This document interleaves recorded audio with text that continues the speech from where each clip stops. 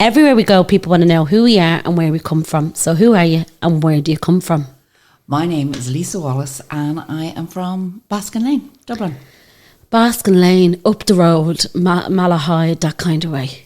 If you're on the Malahide Road and you're going straight out, it's a little lane just before Concealy Church on your left-hand side. And Lisa, you and I are friends through our mutual friends, Alan and Carl. Yes. And we became friends over the past few years. But actually, remember we went back to your house? Yes. And I met your mum and all, and there's a huge connection with the Kellys. Yes. And the Wallaces. Yes. And what is that connection? It's through the horses. Okay. So your husband, Paul, was in Toronto on our farm it must be many years ago. Yeah, it would. So the thing is, Paul came home. So Paul and I met each other when I was 20, so 23 years ago. And he was due to go back to work for you guys, and he didn't. He stayed. Yeah. Now he tells me he'll be a multimillionaire now if he never met me. Most of them that left, that went over. I mean, there wasn't just Paul. There was so many guys that they were in Dublin. They were involved in the horses. They needed something else. It wasn't the business that it is in America, in Canada, and actually all over the world. So in Ireland, standard bred, or what you'd say trotting horses, it's really a small business. But internationally, it's huge. So in the likes of North America, Canada, it's bigger than flat racing. The Melbourne Cup, there's a trot race in the Melbourne Cup. There's the Prix de Marique in Paris. So all over there is trotting just in this country because of the Turf Club and all of that really crazy political stuff that goes on. It didn't catch on. And everybody always said, why didn't you go into thoroughbreds? Because obviously we had the stud farm and we had all of that kind of stuff. And the reason we didn't go into thoroughbreds was because my dad absolutely loved trotting. That was what he loved. That's what he'd been doing from the 60s. What is trotting for anyone who doesn't know what trotting is? Anyone who doesn't know is, you've seen it, unfortunately, you've probably seen it in the worst way, which is where you see a guy sitting on a two-wheeled, they call it a bike or they call it a sulky, driving the horse from behind. So they go to very high speeds. People think there's a real kind of... I could literally pull anybody around on a sulky. They're made that they have very little weight in them.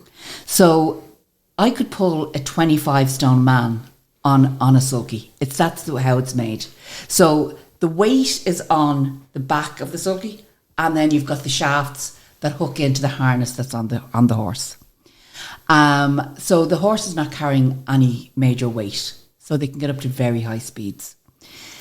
It has become, in Ireland particularly, very connected with the travelling community, and also involved in kind of local kind of council areas. Kids get this passion for it, and they just love it. The problem is that we don't have. We did have a place called Portmarnock Raceway, which we had for years and years and years.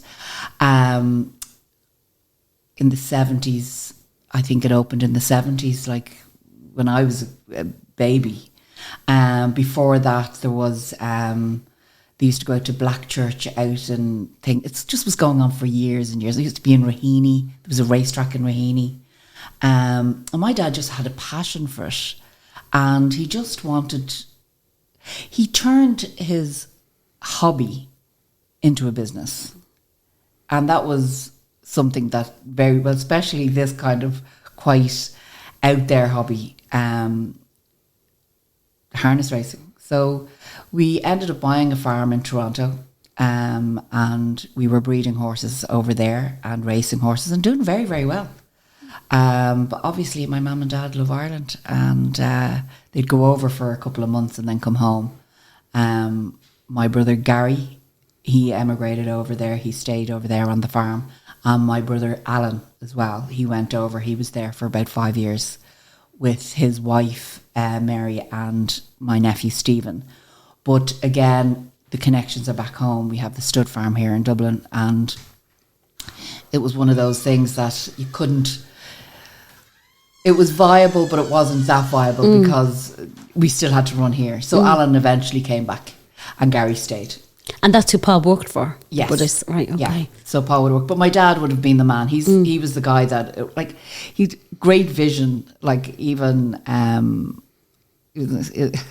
exception to the rule in a lot of ways because, I say, he was a man before his time.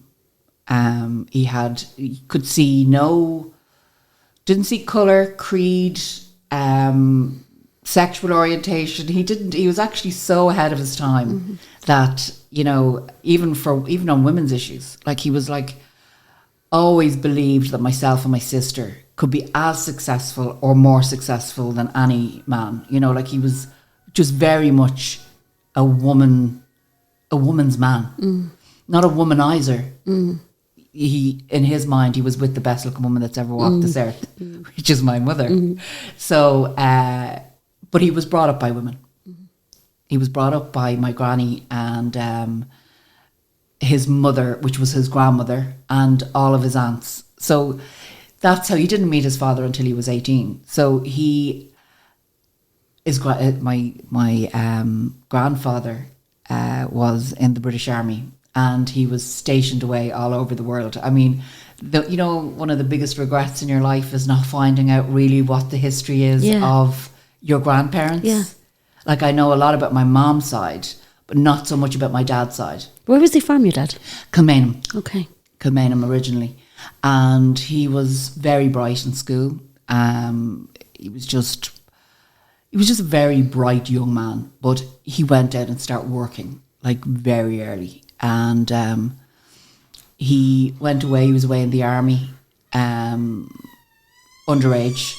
Obviously, all these things, you know, when you hear these stories, you're like, how the hell, Daddy, were you in the British Army when you were 15? Oh, I was on such and such as papers, you know, went over. And then they discovered that he was underage. But he was Great Britain canoeing champion for the British Army. And he did a lot of stuff like that. And then he came home when he was about 17, I think, and was told to come back to the army, you know, when he got to 18, whatever, come back.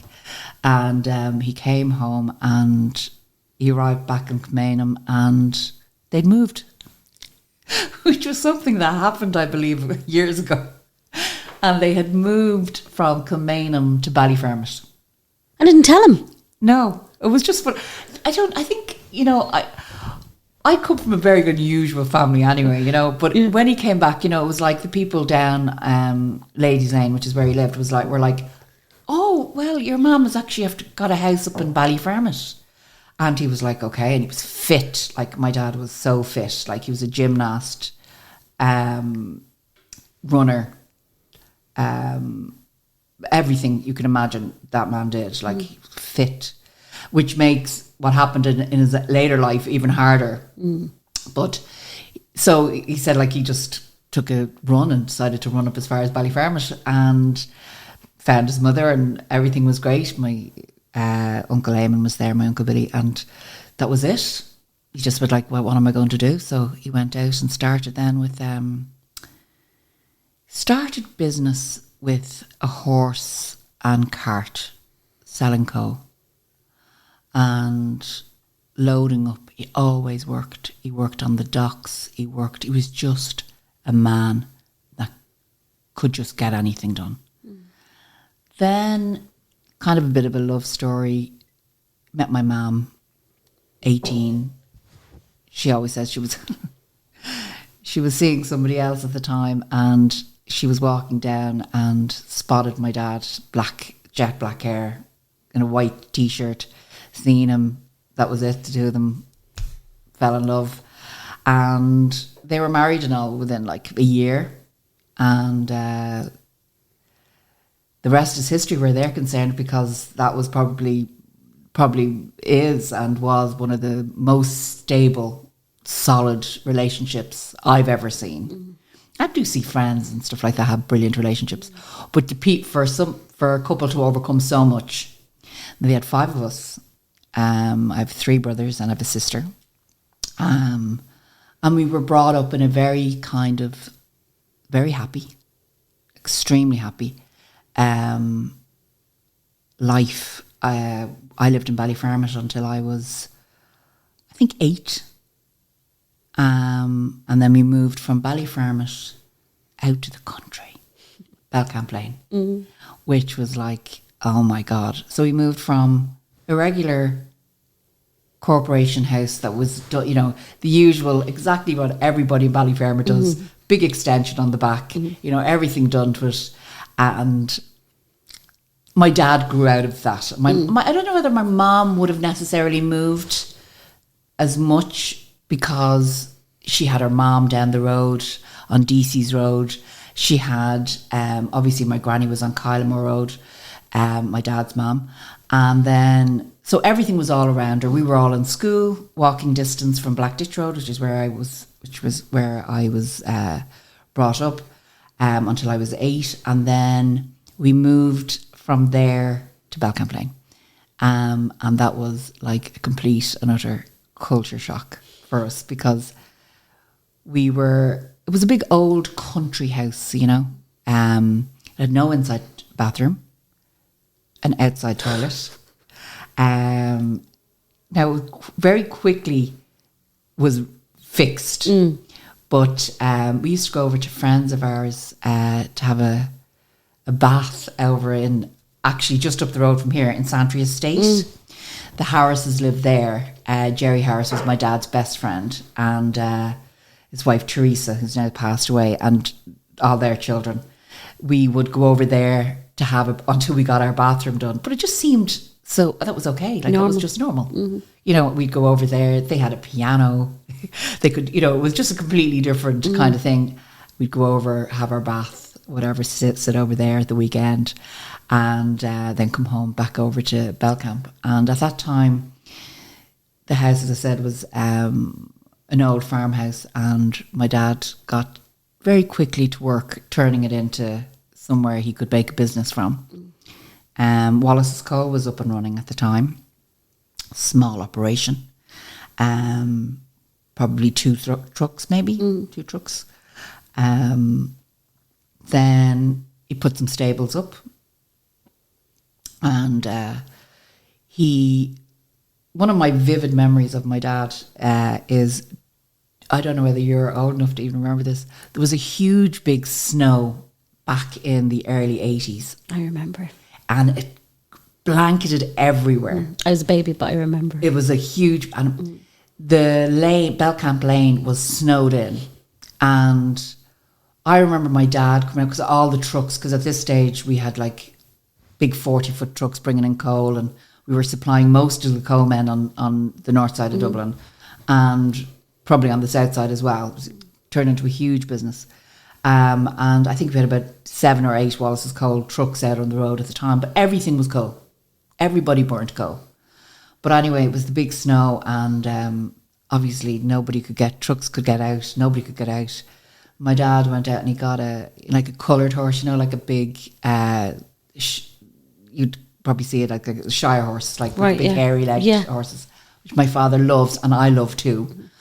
And he yoked it up, and you know, you have these visions of your dad being Superman or whatever, and he yoked the horse up. What does yoke the horse mean? Means that he put the harness on with the reins and the head collar, and he got like a makeshift kind of pallet, for want of a better word, like a makeshift sled. And he giddy up the horse up the road, and he literally went through the snow like a plough. The horse was pulling, and he cleared that road. And I remember looking, going, wow. Like, I seen him standing on the back of the thing with his, holding the reins of the horse and just flying ahead and just going, oh my God. But he had been in a lot of movies. He's been in a lot of films, being the horse guy, driving the carriages. He was in like Dracula. He was in loads of movies that were shot here in the 70s. My mum was in them, extras. They were always working. My parents didn't really drink. They went out maybe once a week. They had a good social life. They were always in the Kingsland and Dame Street, or they were in different restaurants, or they used to go to dinner dances and stuff like that. But I never seen my parents drunk. Like they just never drink. Like there was always people back in the house. There was always like a curry on in the kitchen on a Saturday night. We'd have a babysitter. Babysitter was the babysitters were probably terrorised by my brothers. But anyway, we had two babysitters. And they'd come home and friends would all come home. But I never remember. I don't think that people kept drink in the house. I think there was always a bottle of whiskey. There was always a bottle of brandy. True. There was always something like that. You always had. And in my house, we always had alcohol. It was just like one of those things people would buy. And they would just never be touched. You know, you'd have a drinks cabinet. Yeah. And the drinks cabinet would be like, you open it up and just every type of alcohol you could imagine. But nobody ever drank it. It was only when a visitor would come or something like that, you'd get the drinks out. So yeah, I remember my dad doing that. But he had driven the Lord Mayor's coach in the first time the Lord Mayor's coach had been driven in, I don't know, an awful long time. They dusted it off and brought it out. And he drove it in the St. Patrick's Day parade. Wow. In 1979. And I remember being in town and being on O'Connell Street and seeing him going by. And that coach is the Match of the Queen's gold coach. Okay, wow. So it's quite a spectacular coach to see. And you take all these things for granted, you know, until you kind of get older and you kind of go, God, like he really did. He did an awful lot. And we were just an extension of my parents. There wasn't, like even my mother, like she was very young at heart. Like I never remember my mom ever being like my friends' mummies, you know. My mom was very attractive, very trendy, do anything with you. They weren't big disciplinarians. You just had to behave yourself. Don't remember ever really being smacked or anything. Mom probably would have given me a smack on the backside or something, but Dad definitely never. He was like really a pacifist in every shape and form. Because I remember when I first met Paul all those years ago, I remember the Wallace name being bandied about. I remember Emily Wallace being so beautiful and Liam being a gentleman. That was the top conversation, and the dinner dances and all of this glamorous, like mystical world to me, because there was dinner dances every week. And Marion was always getting dressed up, going off, and it was something that I never, because we weren't part of that community, so it was like, wow, this is like Hollywood, like kind of lifestyle down in a track in Portmarnock. Yeah, it sounds so weird because people didn't understand, and people don't understand. I mean, like the saddest thing ever is Portmarnock closed down this year, which is, you know, really, from a historical point of view, we probably should have bought it, but we didn't. And that's, you know, what shoulda, coulda, woulda. And it's gone now. So that camaraderie and all of those men, I mean, all of my life has just been, like, it's always been business. Business. We were brought up in the business. The offices were the house. The meeting places were the house. It was never Dad got into the car and went to work. Never. Work was in the house. So we had an office, obviously, but we didn't. Dad was like mom and Dad were running the business from the house, and everything was done from the house. We lived in the coal yard, so we had it cut off. Like you drive into the main gate into our house, and then there was two entrances in on either side, which were coal yards. But we lived there in the middle of the coal yard and had a really good life there. Like, I mean, we were very lucky. Darndale was behind us. Great great affection for Darndale. Always kind of tried to keep my hand in there. There used to be a priest there, Father Terry. He was a great priest to do like Secret Santa and do stuff like that. We never forgot that that's where, you know, that's one thing in my life it's always been. Never forget where you came from, or never forget who you meet on the way up, because I'm guaranteeing you're going to meet them on the way back down again. So there is peaks and flows in everybody's life. Yeah. So yeah, some of my best friends, we played in Darndale, we met in Darndale, we had different, completely, in one way completely different lives, another way exactly the same lives. But yeah, it was an interesting time. It's the early 80s.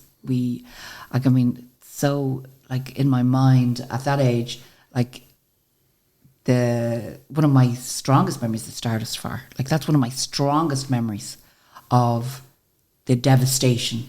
Like I was only probably 13.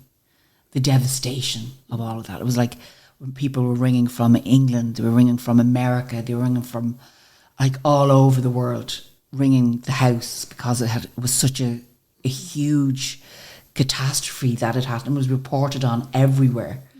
And we were getting phone calls from like Australia, from people going, did you know anybody? And it was only saying Dublin. It wasn't saying so close to where we were. Yeah, exactly. Like people didn't realise how close we were. The boys were just that little bit young. They were just slightly below the age that would have been at the Stardust that night. Like a guy who's really like my brother, Philip Gillow, we call him. His girlfriend was there, so it was really very poignant time. So you could nearly, even when I talk about it, so I wasn't expecting that to pop up, but even when I even speak about it, I think everybody that was on this side of the city at that time was deeply affected by it. If you didn't know somebody, you knew somebody who knew somebody. It was devastating. And I remember that so clearly. Like it's like I can remember what I was wearing. You know, even that's how visceral it is. I remember walking through and the feeling of just, there was a quietness over Darndale, Coolock, all of that. Walked into Northside, it was like devastation. I've never thought of it like that. So it was absolutely like I get it completely, but I've never thought of it. Because everybody, I mean, we hear they're continuously fighting all the time about it. And it was absolute disgrace what happened that night. Like that night will never be forgotten. And even though I personally didn't have any family member, that didn't matter. It was a community of people. And I think that's the difference with then and now. And I never thought I would be speaking like this, that I would be saying years ago it was about a community. There was a community atmosphere in everything that was done. There used to be summer projects and all of these things. And I used to think I was a helper, you know, like, I'd be kind of like, Mom, can I go on the summer project? Yes, of course you can go on the summer project. I didn't realise that we were going on these people, kids that I was with, never went anywhere. Never went anywhere. Like this was the summer. I mean, being there in the middle of it all, loving life up in the mountains, camping, just having a great time. And there used to be in Darndale as well, there was a great youth club. And again, I was walking through the field because, as I said, I live in the middle of the park. Everybody know where it was. In the middle of the field, walk out. We had built we kind of worn a little pathway across out the back door, and then we'd be right into Darndale, then up to the youth club, which was run by a man called Joe Whelan, and he just ran a great youth club. And it was just like I even now look at the kids and go, they have nowhere to go. like we would go on like a Tuesday night to be like a video. The video, you know, VHS. We had a video. We had a video player in the house, so we'd had a video from like the early 80s, because of course all the racing was coming in from all over the world, so we had to have a video player. But yeah, there could be like 30 kids sitting in a room watching a TV, and then there'd be all different, the disco on a Friday night, all of that kind of stuff. But yeah, we did all that. We all worked. My brothers worked. I worked. I was in school, but we all worked. There was no. You went to school, you came home, you were involved in the business. That was just the way it was. There wasn't like, I'm sure there's laws against it now, but there wasn't at that time. Everybody worked. The boys worked. I worked. Everybody was working. If you were working, you were happy. And I always say, you know, a busy mind is like a perfect mind. Not all the time, but sometimes. And during that time, my dad had bought a shopping centre up in Leixlip. I was working up there as well. I was in the Holy Rosary in Edenmore. Oh yeah, I wondered what school you went to. I went there, and it was a kind of a case of, went to school, I was dyslexic, but highly, like never had, like I had a great memory, and my dyslexia wasn't really discovered. Well, I'd never known what I had. I just knew I had a lot of struggle. But my parents instilled so much confidence in me that the fact that I was struggling with school really didn't impact me the way it probably would have impacted other kids. Because my parents would say, well, you're great at this or you're great at that. You could turn your hand to anything. And, you know, Lisa, stand up there and do a poem. And because I had a great memory, I could recite any poem that I heard. I only had to hear it once or twice, and I could recite it. Kind of how I got away with murder with a lot of things, because obviously I could remember, but it was only when something was put in front of me that I hadn't heard before that I would struggle badly. And as I got older, I think as well, and I got into business, I always say now, I don't believe you can outgrow something, but you learn these great tools for dealing with things. Now I've no issue. Like I go in, if I have a problem, if I am overwhelmed with something, then yes, I would have a problem. I'd have to say, listen, I'm going to bring this paperwork home. Normally it's legal stuff or whatever. I'm going to bring it home. I'll research it at home. That's fine. I'll do it on my own time. I could get somebody to read it for me. I have no issues now. What probably did have at one stage, like a little bit of insecurity about being dyslexic.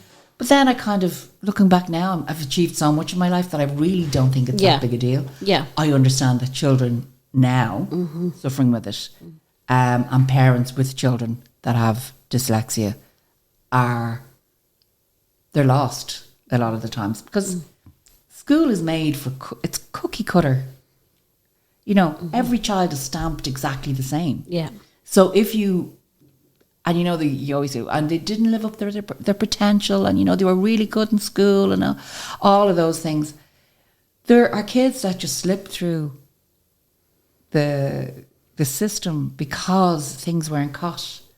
Now we have so many different things. We have, you know, all of the different learning difficulties, the ADHD, which would have been the boy that was disruptive, or the girl that was disruptive in class, probably wouldn't have got any attention whatsoever.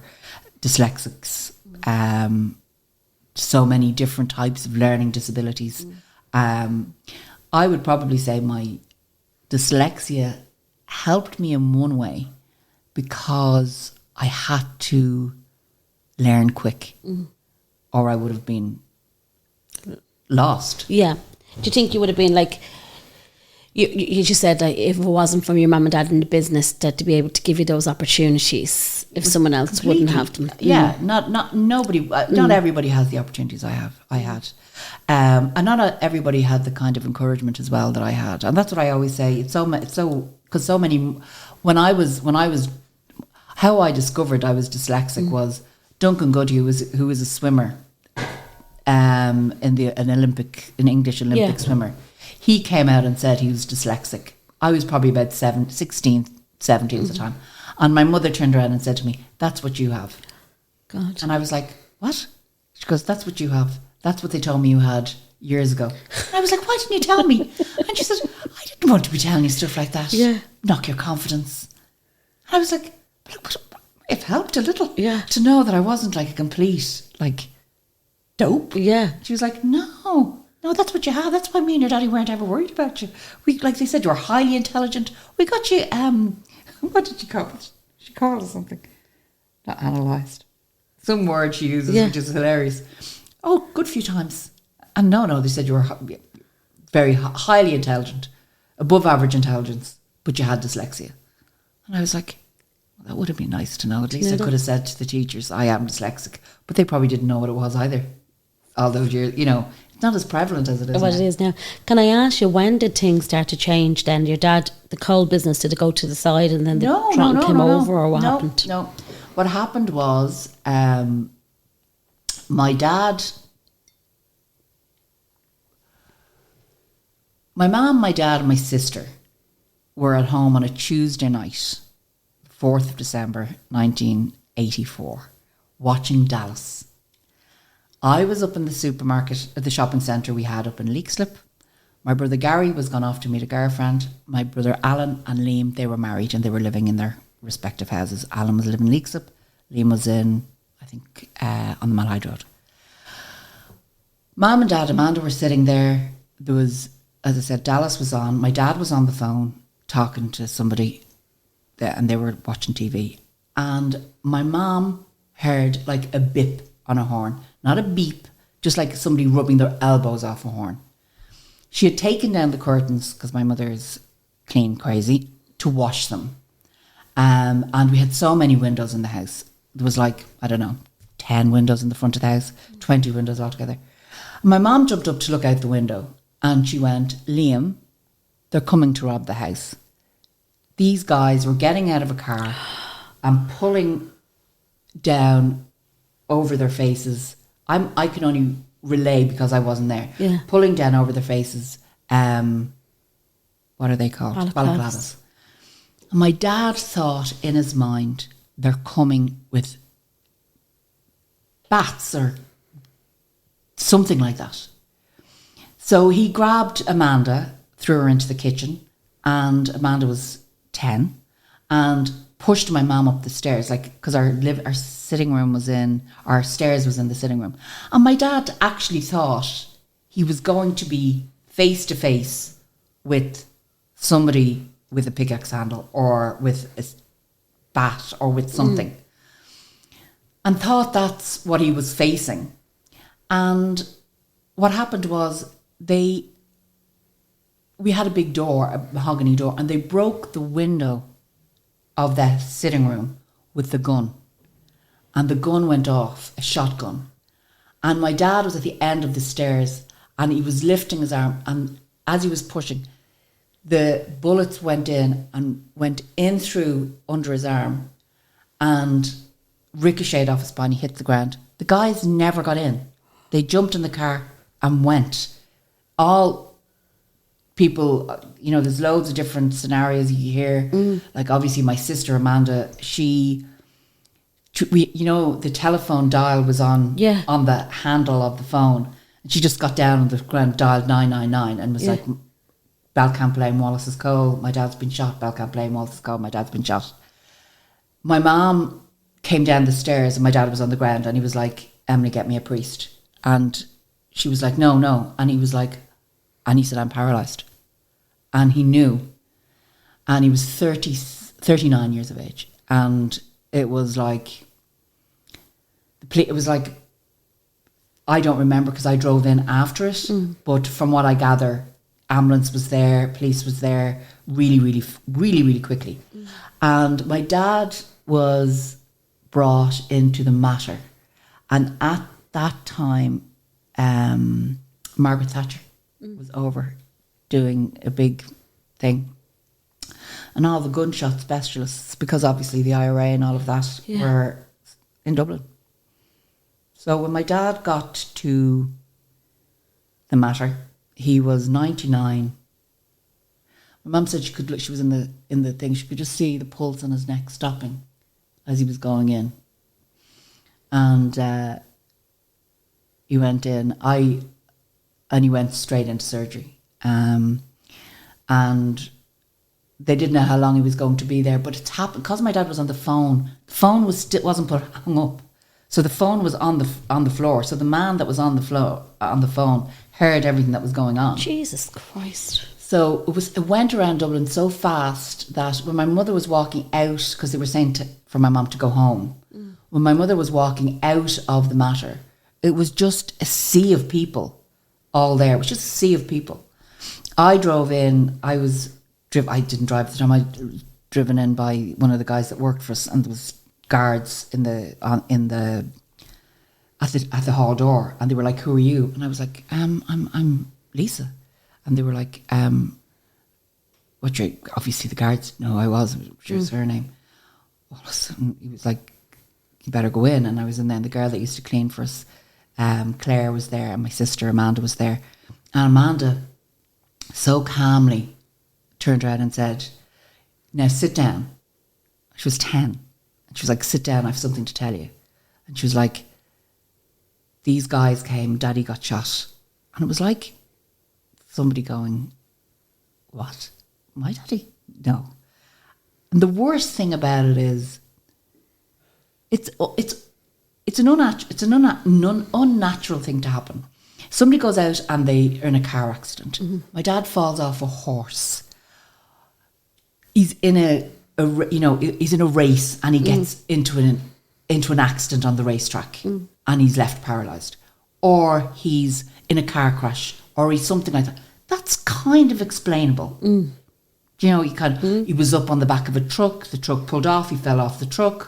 There's loads of reasons why somebody can become paralyzed, but being shot is in another stratosphere, because number one, people have great imaginations, and they like to think of loads of different. I mean, like, there was headlines in the newspaper which were really damaging for us as kids. Northside millionaire coal tycoon shot in robbery. Just like, I couldn't even. The amount of headlines were just ridiculous. And the truth of the matter was, it was a robbery that went wrong. And I think for a lot of people, they wanted something more. They wanted to put something more into it. They wanted to have something juicier than it was. It was juicy enough. It didn't need any bells and whistles. It was 4 guys came, shot my dad, breaking the window of the house, got in their cars and left with no money. Because I did nothing. When I met your dad, I was like, "What happened to him?" And they were like, "He got shot." And I was like, "What?" Yeah. Like, that's like 20-odd-year-old me going, "Who gets shot in Dublin in them years?" Like, and they were like, you see, at that stage was at the beginning of what they called the Tiger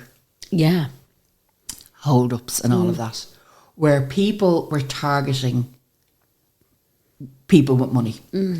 The worst thing about my dad's situation was, my dad was just a really hard worker. Like, this man was he had the Midas touch. Like, he really did. And he was originally from Ballyfermot, of course. Everybody. So, like, we laugh, and I'm out with Alan or whatever, when we talk, and we always say, all the great people are from Ballyfermot. Like, it's such I love to say I'm from Ballyfermot, because apart from the fact that my granny and my Uncle Thomas is still there, and all of those people are all, well, my granny's passed away now, but my granny's house is still there and all that, and I've aunts and uncles and all of that, and then obviously Alan's family as well, and then there's loads, there's absolutely loads, like Joe Duffy, there's absolutely loads of us, like, and so it's kind of a real happy, it's a happy connection. But the guys that actually did it were from Ballyfermot. Were they caught? They were caught later. but unfortunately not for my father's Okay. thing. But the police told us that they were the suspects in Dublin is a very small place. Yeah. But when my dad was shot and we got the call, obviously from the hospital, to say, it's like I'm repeating something like as if this happened last week. They said my dad had survived, which we were all like, oh, thank God. And he was paralyzed. But we didn't actually know what paralyzed meant. Like, we really didn't. We didn't know what paralyzed meant. We probably really thought it was just maybe something that you could get over. Yeah. And especially my dad was like, he can overcome anything. So funny stories that went around was like, there was a couple of older men, would say things like, when people go, he gets up and goes for a run and all that way. Because I actually think that a lot of people couldn't accept it. Yeah. That my dad ended up in the wheelchair, and he was a T3 paraplegic, which is a little bit higher, and he would have been quadriplegic. He would have lost his arms, so he had his arms, and he was in Dunleary rehabilitation for 9 months after that, and I can't even tell you what a absolute legend that man was. Like, every young lad that was having difficulties or problems after being paralysed, they would be at my house.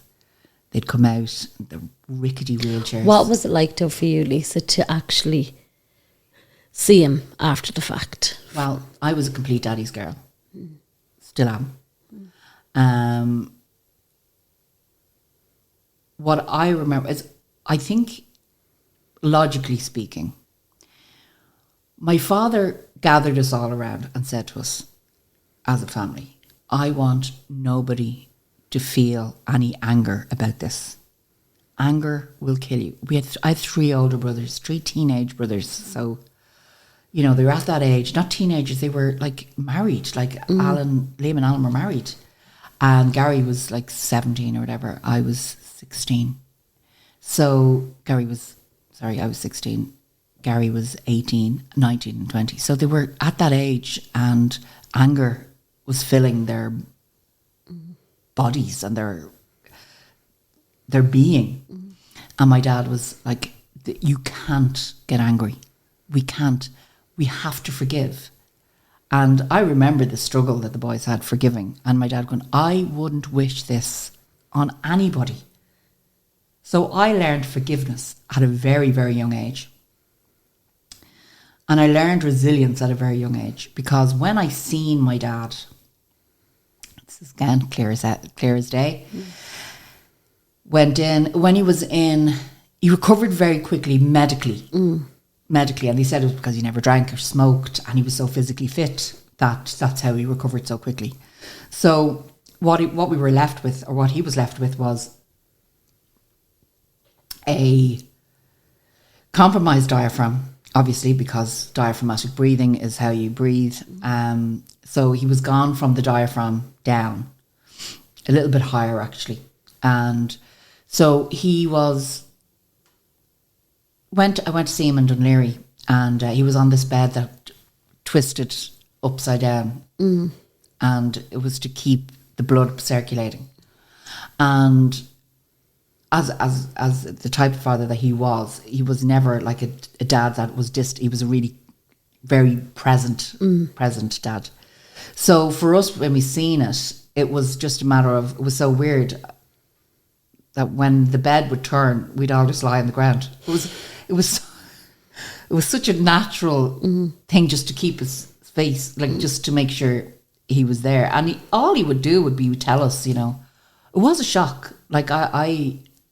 The biggest shock, I think, was there was a guy in the bed in the ICU across from my dad, and he was wrapped in cotton wool, for want of a better word. He had been whipped into a mine, and he'd been just in ribbons. He was absolutely in ribbons, and it was shocking to see him because he was so bad.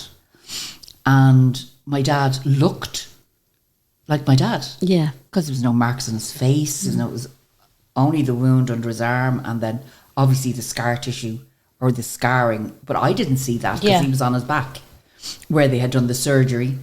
There wasn't tubes coming out of him. He was, when I seen him, there was none of that. So all I seen him on was on this bed that went upside down, which was kind of a bit crazy. And the boys the same. But we kept looking at this guy over there, We were like, God, he's bad, And my dad like going, God, poor fella, he's only a young fella. He's only 19. He's like, oh, all this. And we were more pitying the guy. Because this is the type of man he was. He could literally take the sadness off himself and tell you to look at somebody else that was worse off. But the weird thing is that guy got up and walked out of the hospital. He didn't have he did have a spinal injury, but wasn't like my dad's. And I met so many other guys, and the people over in Dunleary are exceptional. They're exceptional people, like they really are. There was guys, rugby players, there was swimmers. There was a guy that was in one of those, you run and you fly off the side of it. Oh yeah, like paragliding. Paragliding. There was a guy that was a paraglider. There was a guy that was in a robbed car. There was like so many from all different lives, from everywhere was in that hospital. And it didn't matter, everybody was in the same ward. Like there was different wards, but everybody was exactly the same. And it didn't matter how much money you had or how little money you had. Everybody was the same. And that is a great reckoner in this world. It doesn't matter what you have. At the end of the day, we are all exactly the same. So you can't buy your way out of anything. We could have sold everything, moved into a caravan or a tent for my father to walk. We would have done it. But there was nothing you can do. There's nothing that separates people when these things happen. Yeah, true. We're all exactly the same. Everybody. The 9 months that he was in, I kind of, I was the first to see him in a wheelchair. Being the type of person that I am, even a young girl, I was just one of those people. I would make my way up to Dunleary. Like I'd get on the dart, get off the dart, walk through Dunleary, maybe get a taxi, maybe get a bus, make my way up to see my dad. And, he'd ask me all about what's going on in the business, what's happening. And my mum was constantly there. But my mum was with my dad every single day in that hospital. Her and her friend, they went every single day. And they never missed one day. Like it was a total devotion that my mother had. She never took a day off. And she had to step in and run the businesses. Now we all did our part, did our bits as well. We all had to. But my mum had to step in and run the business. And then luckily they were always like hand in glove together. And then the boys were running the coal business. I was running the shopping centre. It was all just a big keep ourselves alive type of thing. That's what it was. Some things happened during that time that were like hard. We got over them. Like what? One of the things I suppose was people took advantage of my dad having the accident. Set fire to our office where all of our books and all of the monies that were owed was in, and people. We weren't equipped to deal with everybody. People will take advantage if they can. If they're that type of people, they're going to take advantage, and they don't care. Like that doesn't mean that I have any like hard feelings against anybody in my life. There isn't anybody, but people do take advantage of situations, and that happened to us. We were taken advantage of a lot. But again, my dad just kind of came out, and them days there was no big like rehab. You were given a wheelchair and you were sent home. That was it. And the wheelchairs were gammy. I mean, they weren't like any of the lightweight wheelchairs that we have now. They were like, they were heavy. They were hard to push. My dad, I remember seeing him in the gym up in Dunleary, and he had to learn how to transfer from the floor to the chair. And if you can imagine when you're sitting on the floor, the chair was nearly at his shoulder, and he had to lift himself by putting his arms on the back of the chair to a seated position. It was hell. I mean, it was, looking at him doing it then, it was like, oh my God. Physically, he was so strong, but still, it didn't look right. I remember looking at him doing it, going, I felt as if I was seeing something I shouldn't look at. Do you know that kind of way? Yeah, it was like, because it was a struggle, because his arms were shaking as he was lifting his body up. And the day he was put in the chair, the gravity, when you've been in a lying position, laying down for such a long time, and then obviously when you're putting into a sitting position, you're very nauseated. And he was getting sick. And I remember, because he like, as always, everybody has these visions of what their father. Yeah. I never seen my dad ever, never even. I think he had a cold once. Yeah. And like it was like, took to the bed and was like, oh, Daddy has a cold. Oh my God. Oh. But no, he was never sick, and was never seen anything like that. And I remember grabbing like fruit bowls and just throwing the fruit out of them and just holding the bowl there and going, you'll be okay, you'll be okay. And after that, like my mom. Was that hard for you?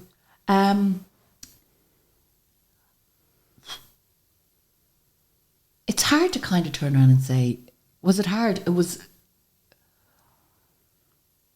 yes, it was hard, but not in the way that probably think people go. It was more that we were trying to make things back to normal.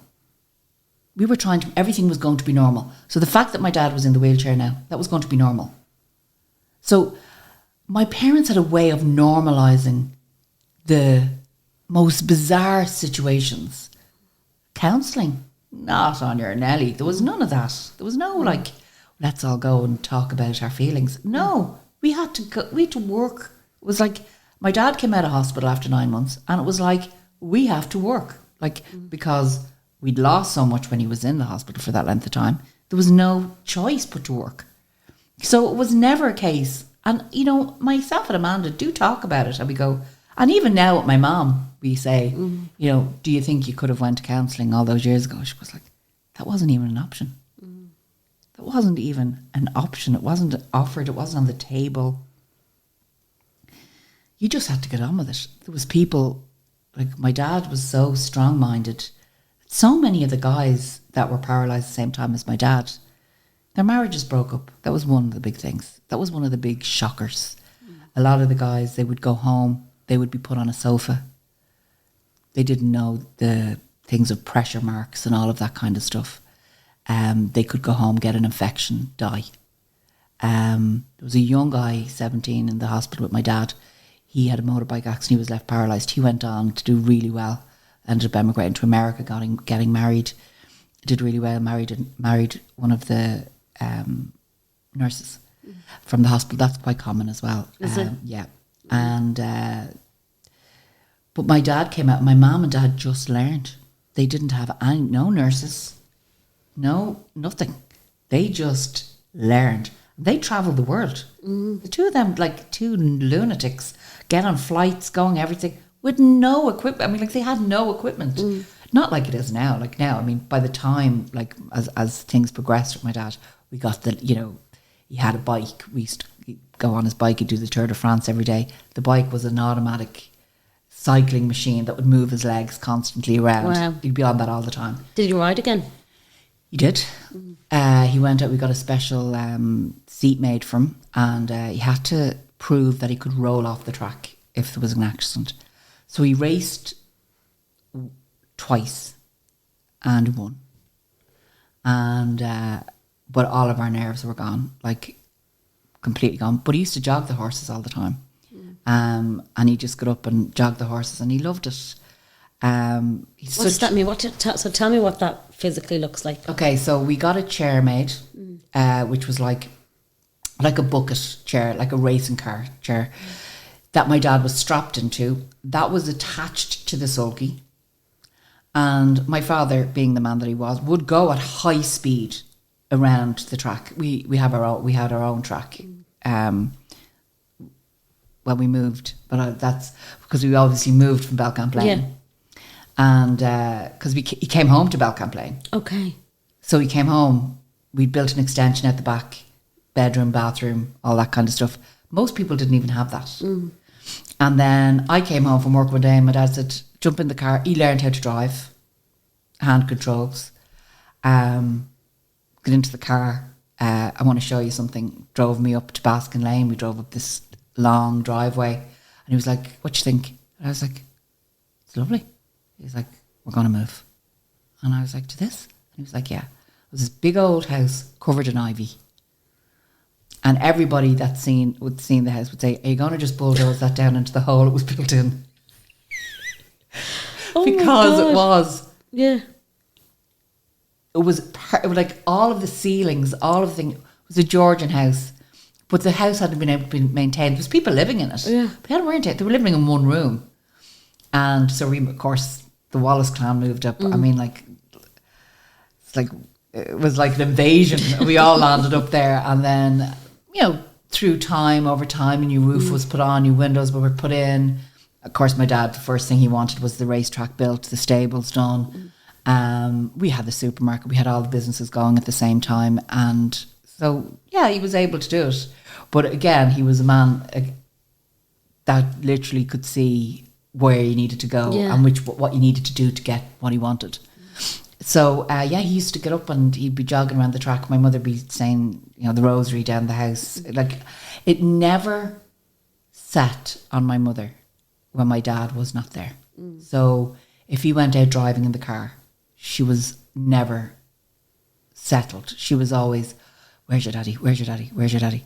Never. So, even though he did drive and he did do all those things, and he'd drive, like I would be in the car with him, so I was his legs. I'd get out if we had problems with a tenant or something. I'd go in. Always commercial tenants. My father said he'd never be a own houses that people would live in, because he would never be capable of ever evicting anybody. So that we always knew to stay away from all of that. Yeah, still do. Never ever bought a rental property to rent out. Always commercial properties. Because my dad used to say to us, if you're able to put somebody out of their house, well then rock and roll. But I'm not built like that. I can't do it. Yeah, they'd be living in it, and that's just the way it is. So he never did. And got loads of opportunities to buy loads of places, but just never would. Yeah. And I'd be in the car with him, and I remember one time, it's a funny kind of story. We got a puncture. And I got out of the car, got the jack out of the back of the car and all the rest, and I'm jacking up the car. And obviously my dad's in the car. Yeah. Because he's paralysed, he can't get out of the car.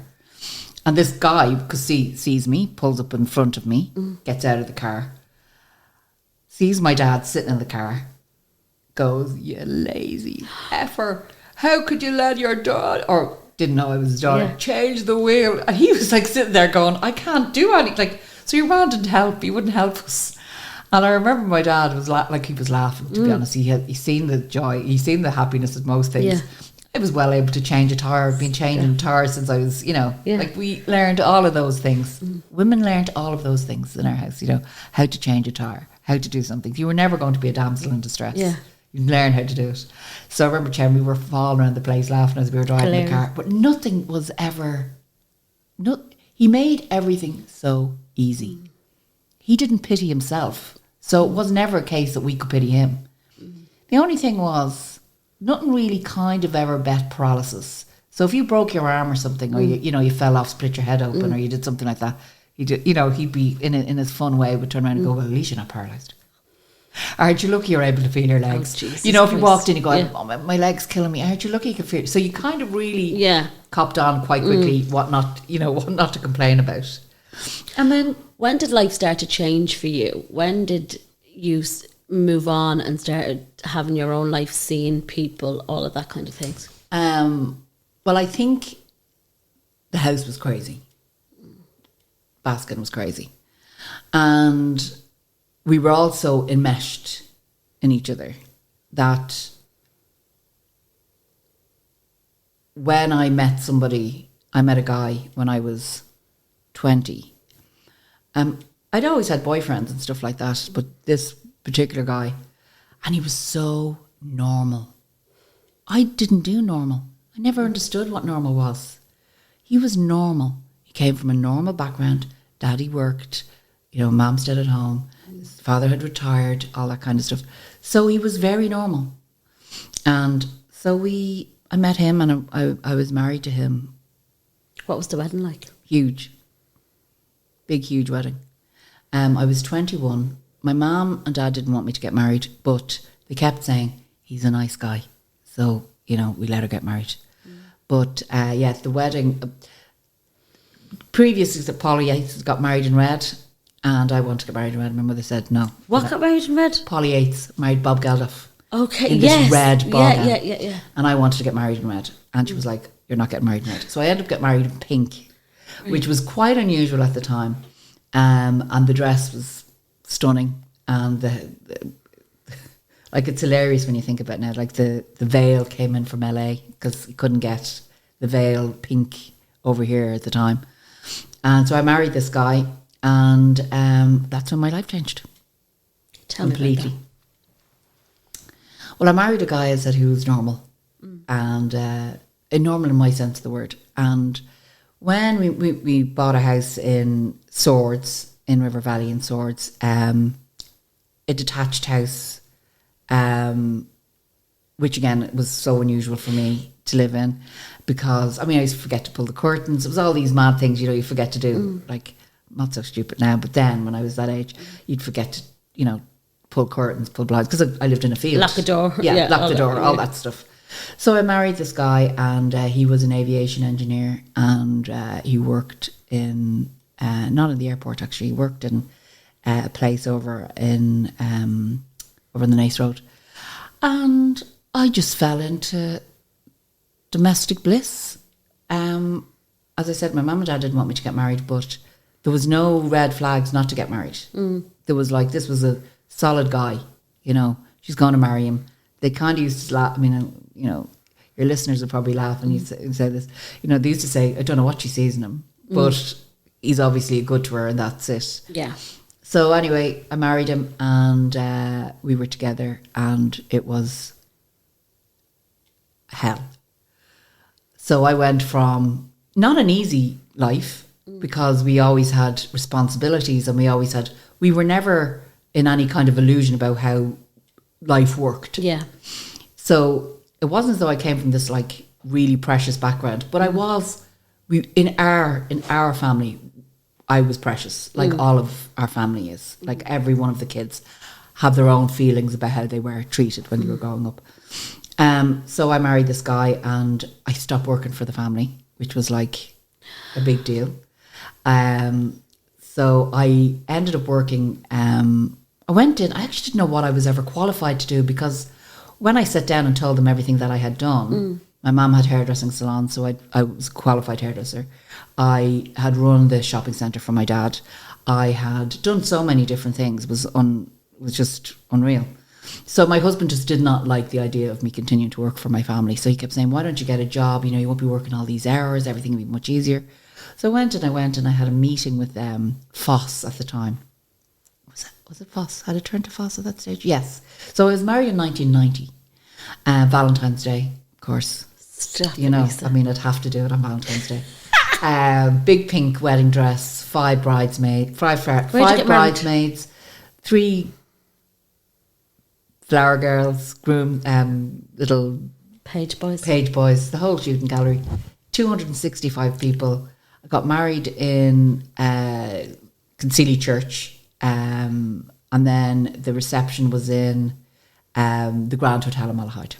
And my brothers had a double wedding there back in... My God. About a couple of years before me. Yeah.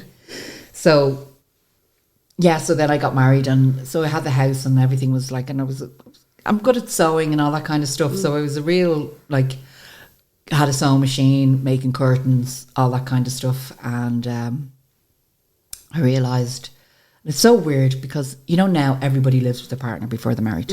I didn't live with Dave. Okay. I got married, as they used to say, from my mother's floor, which is an old saying.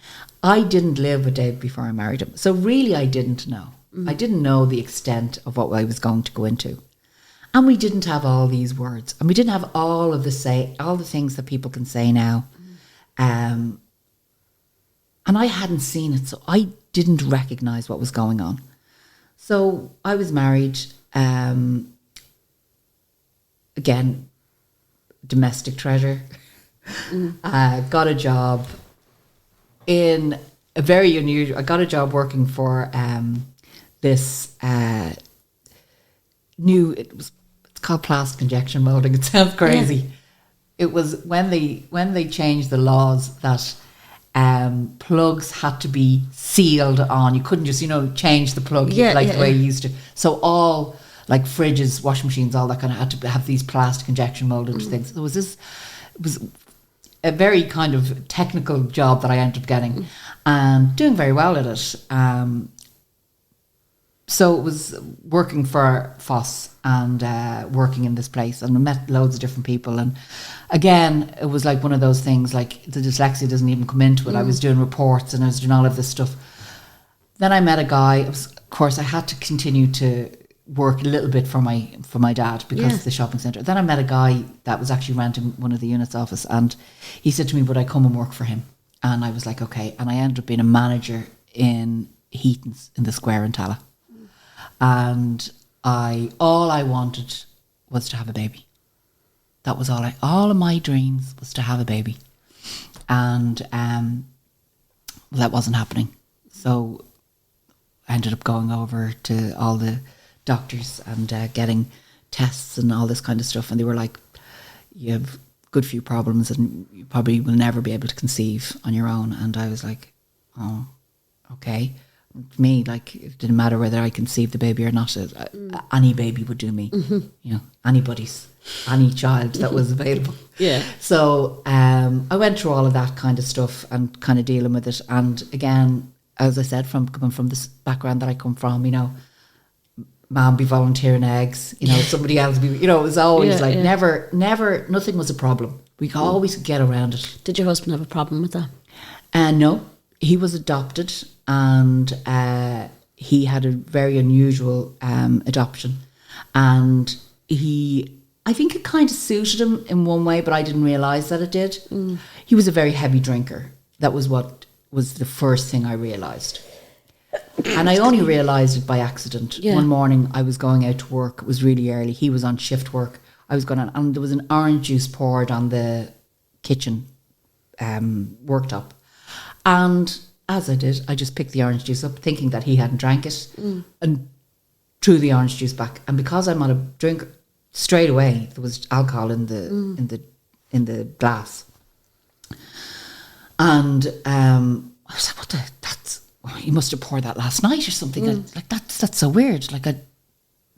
Again, this wasn't like my parents' house. It wasn't like alcohol all over the place or anything like that. I was only starting off, so there wasn't. So he ended up being a chronic alcoholic, and I just spent my life worrying all of the time. Like, is he going to crash the car? He would drive all the time. Eventually, he lost that job as an aviation engineer. I never knew he lost the job. He'd get up every morning and go to work. I'd go to work. I only found out later on that he would wait for me to leave to go to Tala to work, and he would turn the car back and go back into the house. It was crazy. And you actually can't, people like... Do you know that's still happening today in so many houses? It's mental. And I was like going, this couldn't happen to me. Well, I didn't actually, to be honest, there wasn't even this couldn't happen to me. I wasn't even aware of it happening. And the first glance that I got, I knew he was a drinker, and that really upset me. But I couldn't tell anybody because it wasn't as though, even though my parents would have been like, just come home. Like that straight away, it was never any of this, you made your bed, lie in it. It was like, if you want to leave, leave. There was never you had to stay. So the first whiff that I knew that we were in serious trouble was I got a big bonus in work. A big bonus at the time was $5,000. Right, it was a huge bonus. And I went up to the EBS to pay ahead on our mortgage. Our mortgage was really low. I think we borrowed like 35,000 or something like that. So 5,000 was a lump. And straight away up on the escalator went in, and I was like, hi, I'd like to put this off my mortgage. And they said, you mean pay your arrears? And I was like, I have no arrears. I managed all of the bills. All Dave had to manage was the mortgage. That's all he had to pay. I paid for everything else.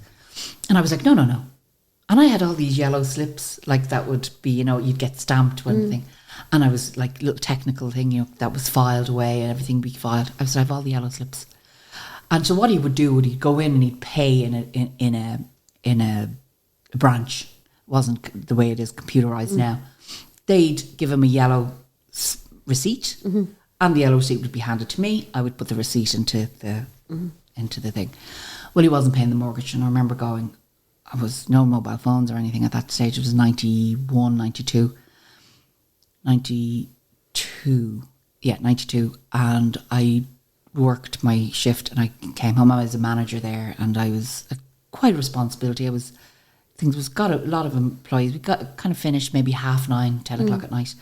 Drove home to Swords, put the key in the door, walked in the door. He was sitting there, usual, his work clothes hanging over the chair. All then started to kind of make sense. Like, it was like all these things start falling in place. Why is his clothes always there? Why are his shoes always there? Why is everything always in these positions? And he never did anything to make it look like, so he was never like trying to cover up like by being a great husband. Yeah. Making sure the garden was cut or making sure, he wasn't never doing anything like that. So there wasn't anything that he was overcompensating with. So it was just, he'd be there. And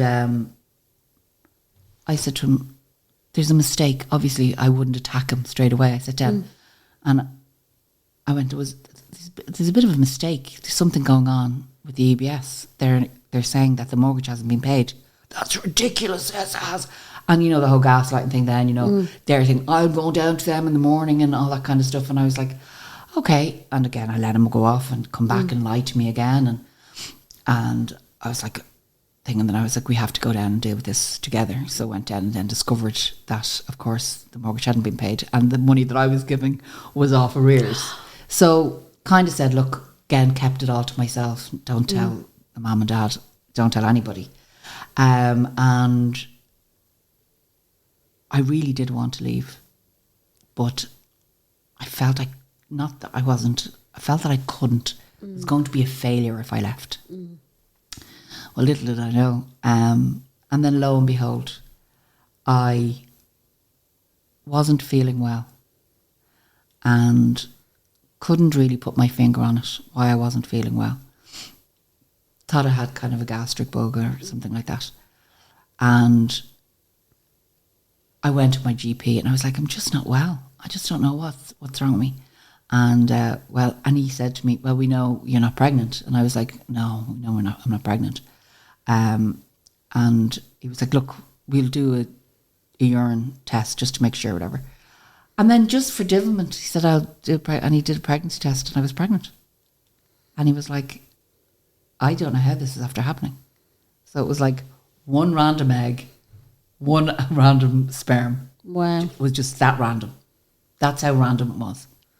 And it was like, when I went in, I was like, no, this can't be happening. I mean, it was nearly made, it's so funny that it nearly made a liar out of me because all of these tests I'd had, all of this stuff I'd had done, everything.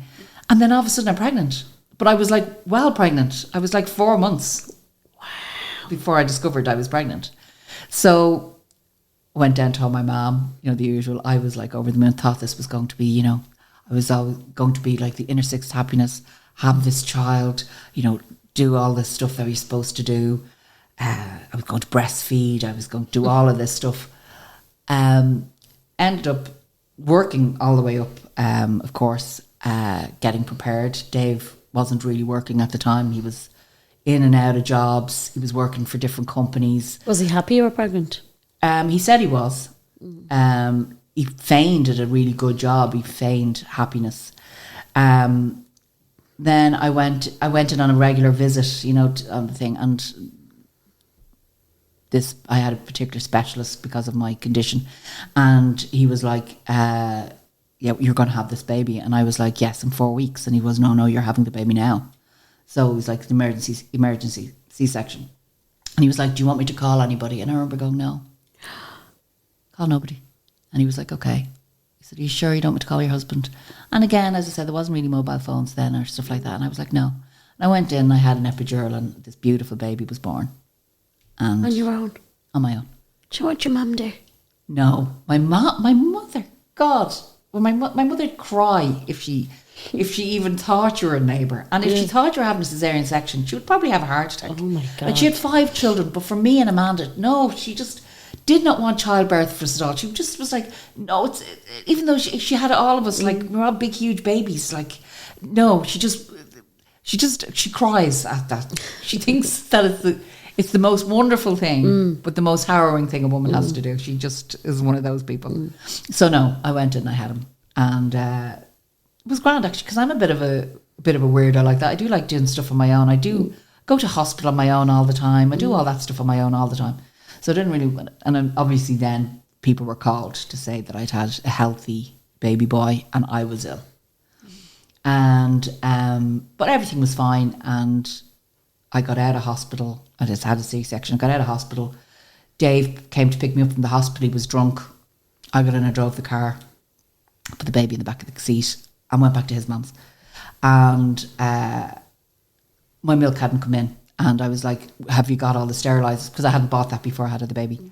Have you bought all those? And he was like, no, I didn't. And I was like, oh, so I got into the car and I drove over to the Omni. After having a fucking section. Yeah, came back to the house, leaned forward to pick Sam up, and my stomach just burst open. And I said, didn't panic, just said, can you ring an ambulance? My stomach's after bursting open. Ambulance men walked in the door and they were like, yeah, well, you have to have a baby or hemorrhage. And I was like, no, my stomach. And he was like, no, you're no way that happens. They were like, oh my God, keep your knees up to your chest. Had Sam in my arms, and they were like, you can't take the baby back in because he's been discharged. And I was like, the plaster is still on his back. He can't go smell his breath, because Dave was drunk. Yeah. And they were like, okay, we'll put you into this, like an annex, until the doctor can come and see you with your baby and make sure that you can't be put into general population with that child. You know, because the baby had left the hospital, and they don't let babies back into the maternity ward.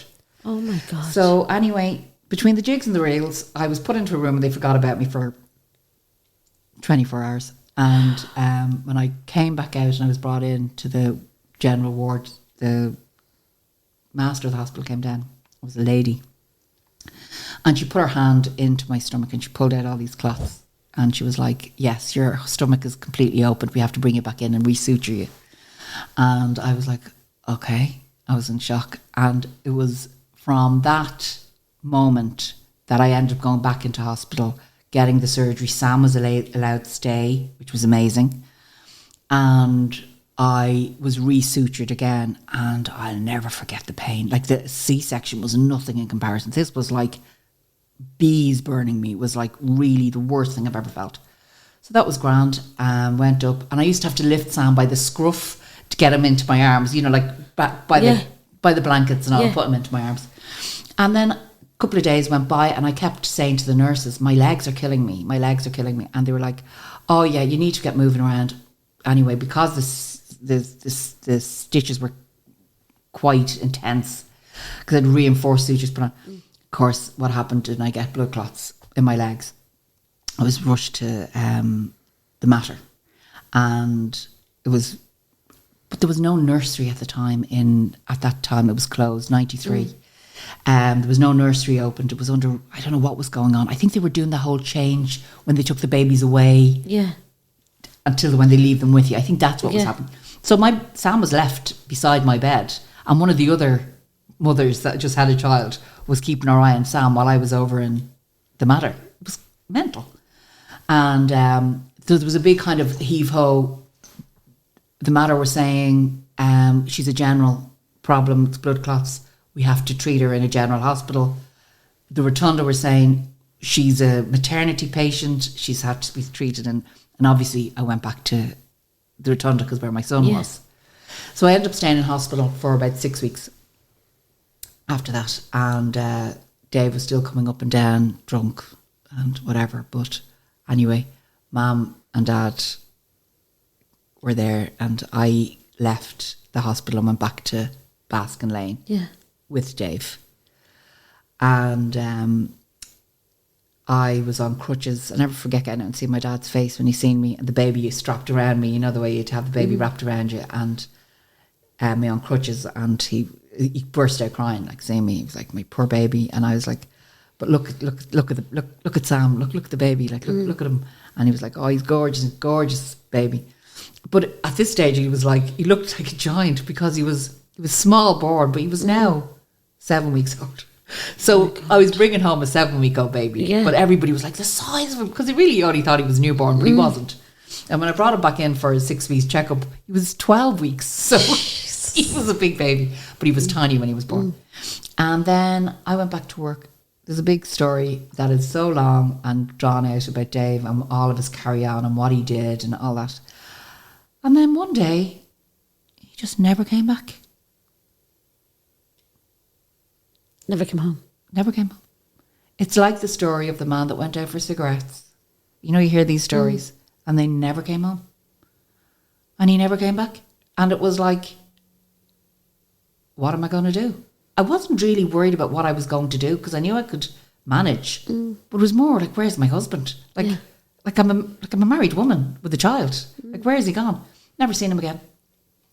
Never. Like, Sam is 30. We've never seen him. Sam has never met him. Oh my God, Lisa. Never met him. Like, I knew he had stories, and I knew, like, Alan would say, you need to sit down, and I knew. Never met him. Oh my God. And it was like, how that actually went on was literally like going, I don't think I ever even cried. I just had a baby and I had to work and I had to get things going and I had to reinvent myself. What did you tell your parents? What did you do? They were just like, there was stuff had happened. Right. That kind of sounds a little bit unbelievable. He had got a job down the country and I was like, okay, we'll move to the country. My dad was like, you're not going to the country. And I was bringing out stuff to the boot of the car. And he was into shooting. And of course, because my family don't like guns in any shape or form, hunting, or we don't allow hunting on the land, we just don't like anything like that. Obviously because of my dad. So I knew he had guns for rabbits and all that kind of stuff. I didn't want anything like that brought into my house or anything like that. So his friend used to have them stored in a gun cabinet or something. Very ignorant to all of this. I probably know a little bit more, but I was then. And I remember going out to the boot of the car to look in the back of the car, and the two guns were in the back of the car. And it was one of those things. Do you ever just get this feeling? And he was going to work in this company down in Tipperary, and we had a house rented. And he was starting the job on Monday. This was Saturday. No, sorry, this was Friday. And he was starting the job on Monday. And we had to drive down. We had a rented house down there. He had done all this. And obviously I was still on crutches and all the rest. So he was this great job, something similar to what he did before, that kind of salary. And I was like, but he's my husband. And I know he's not the greatest. I know all that stuff, but I have a child for this man and I have to try and make this work. My parents were like, you're not going anywhere. And I was like, I have to go. So I walked in and I sat down on the sofa and he went off in the car. And my dad said, just do me one favour. Ring the job. Ring the job. And if they say that he's starting on Monday, I would be sad, but go, if that's what you want. So I rang the job and I was like, can I be put through to the HR department? And no problem. And I said, gave him his full name and said, I believe he's starting work there on Monday. I'm his wife. I just want to make sure because we're driving down from Dublin.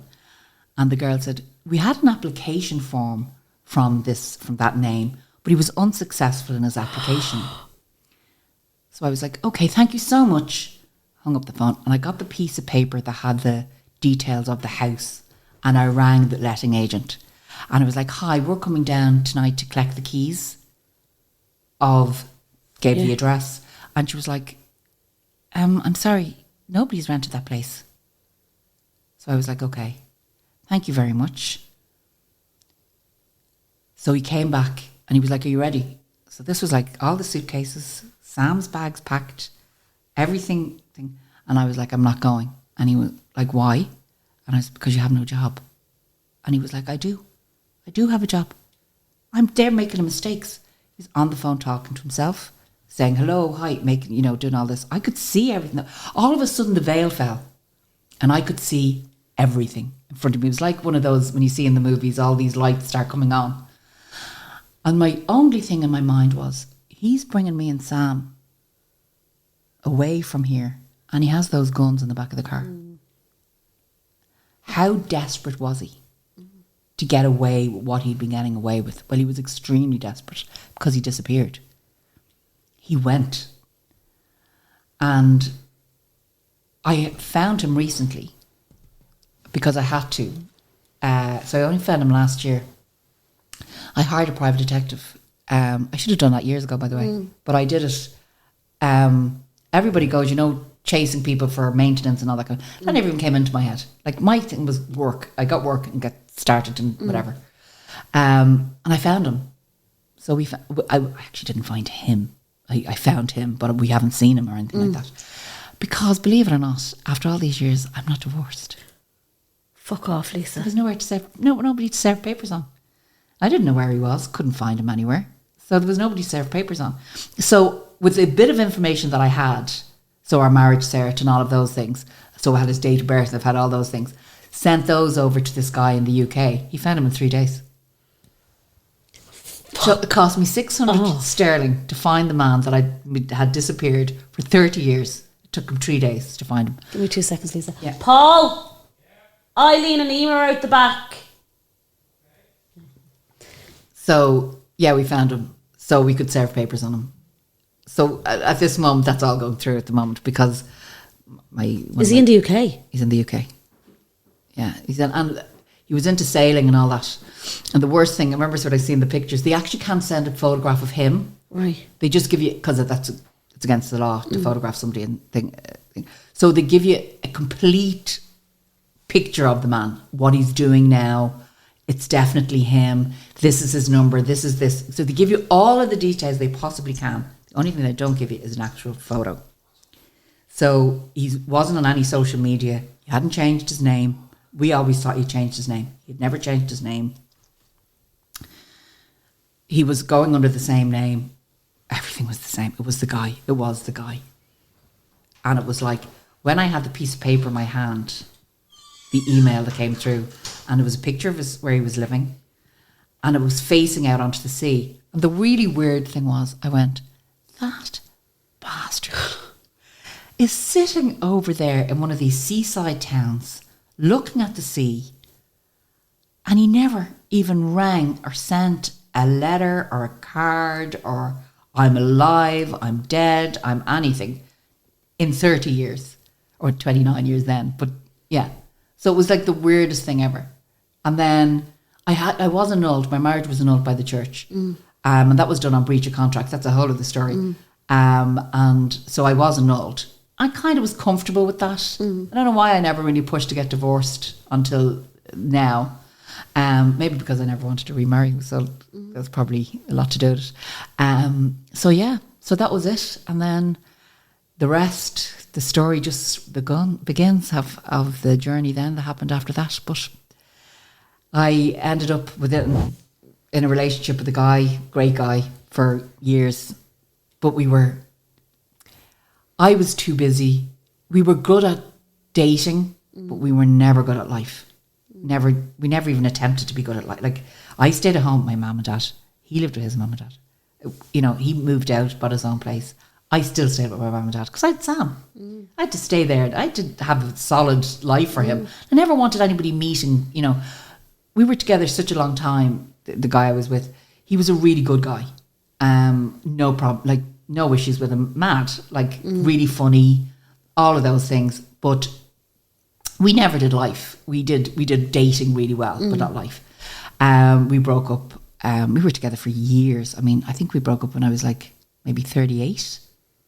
And we were together since I was like 26. Wow. So that length of time. We broke up. All those times I was back in the beauty industry, opened up my salons, was flying, was running a racetrack, doing loads of different things, but had the beauty business going constantly.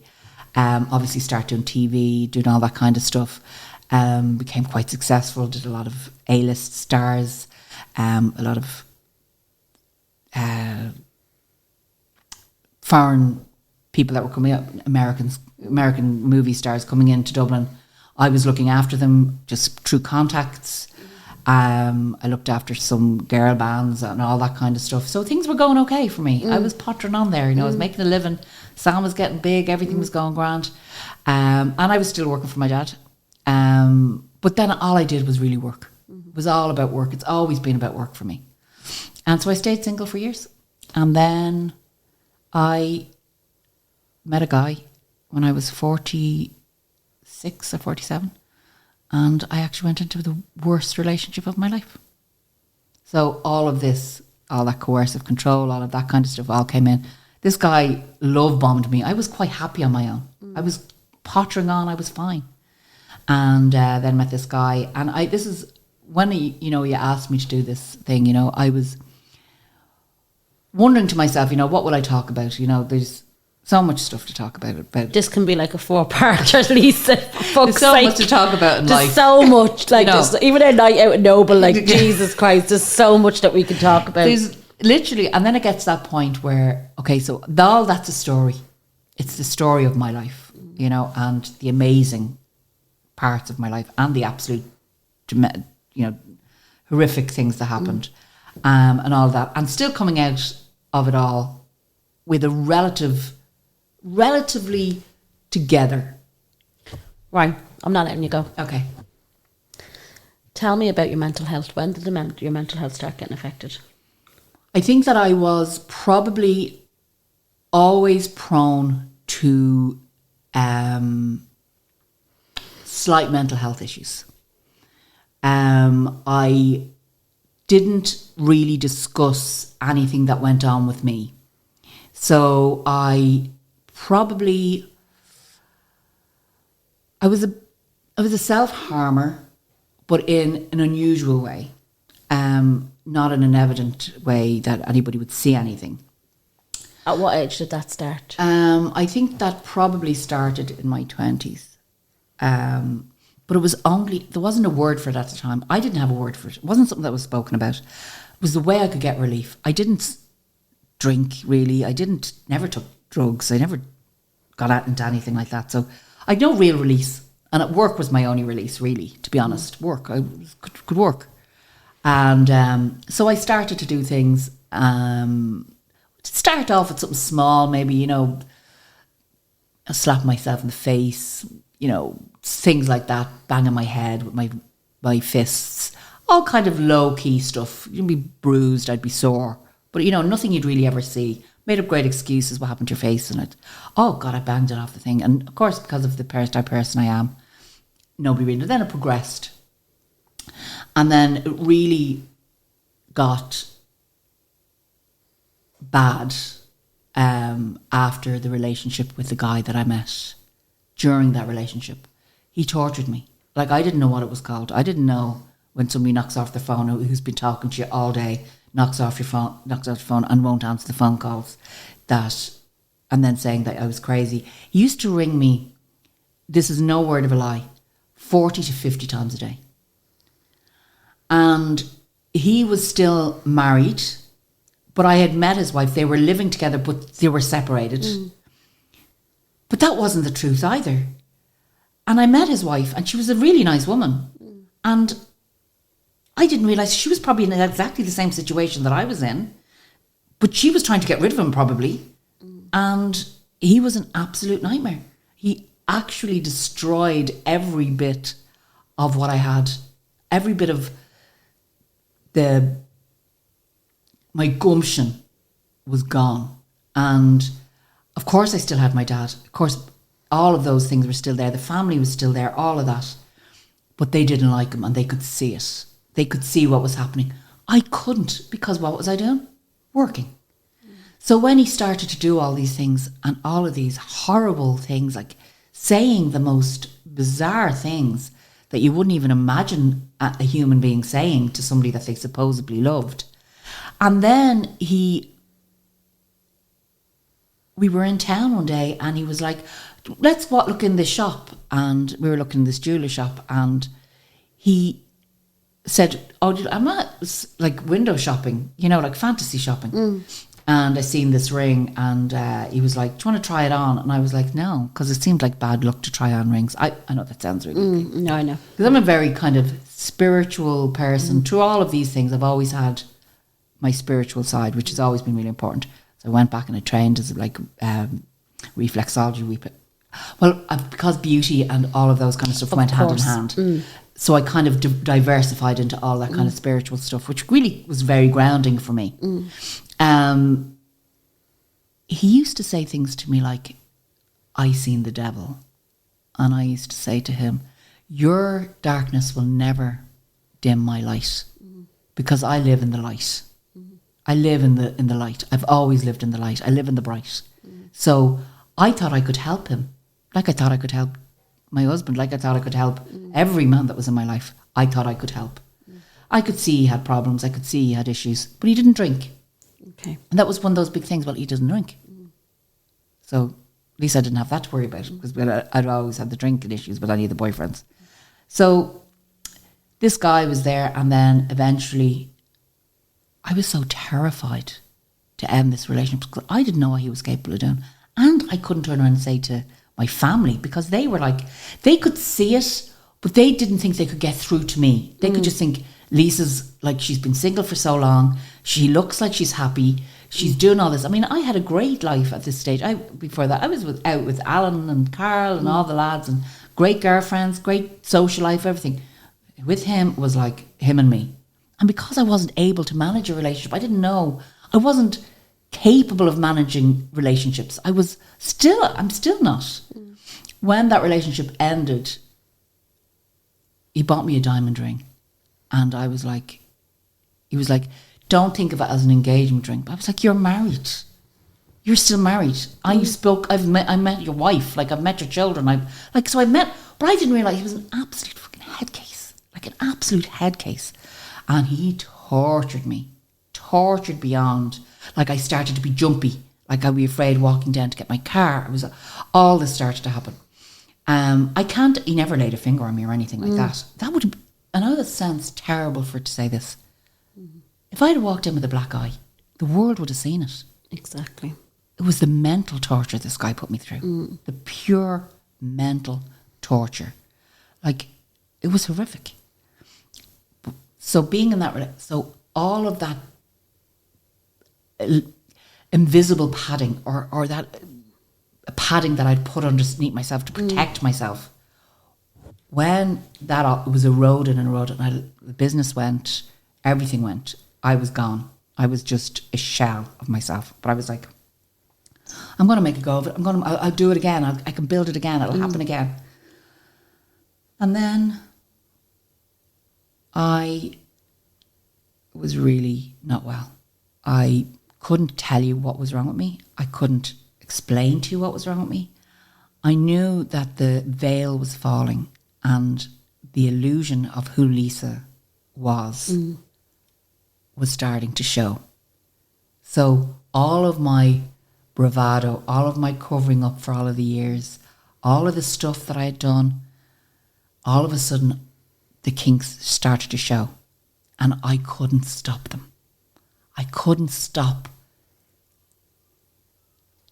the picture disintegrating in front of everybody.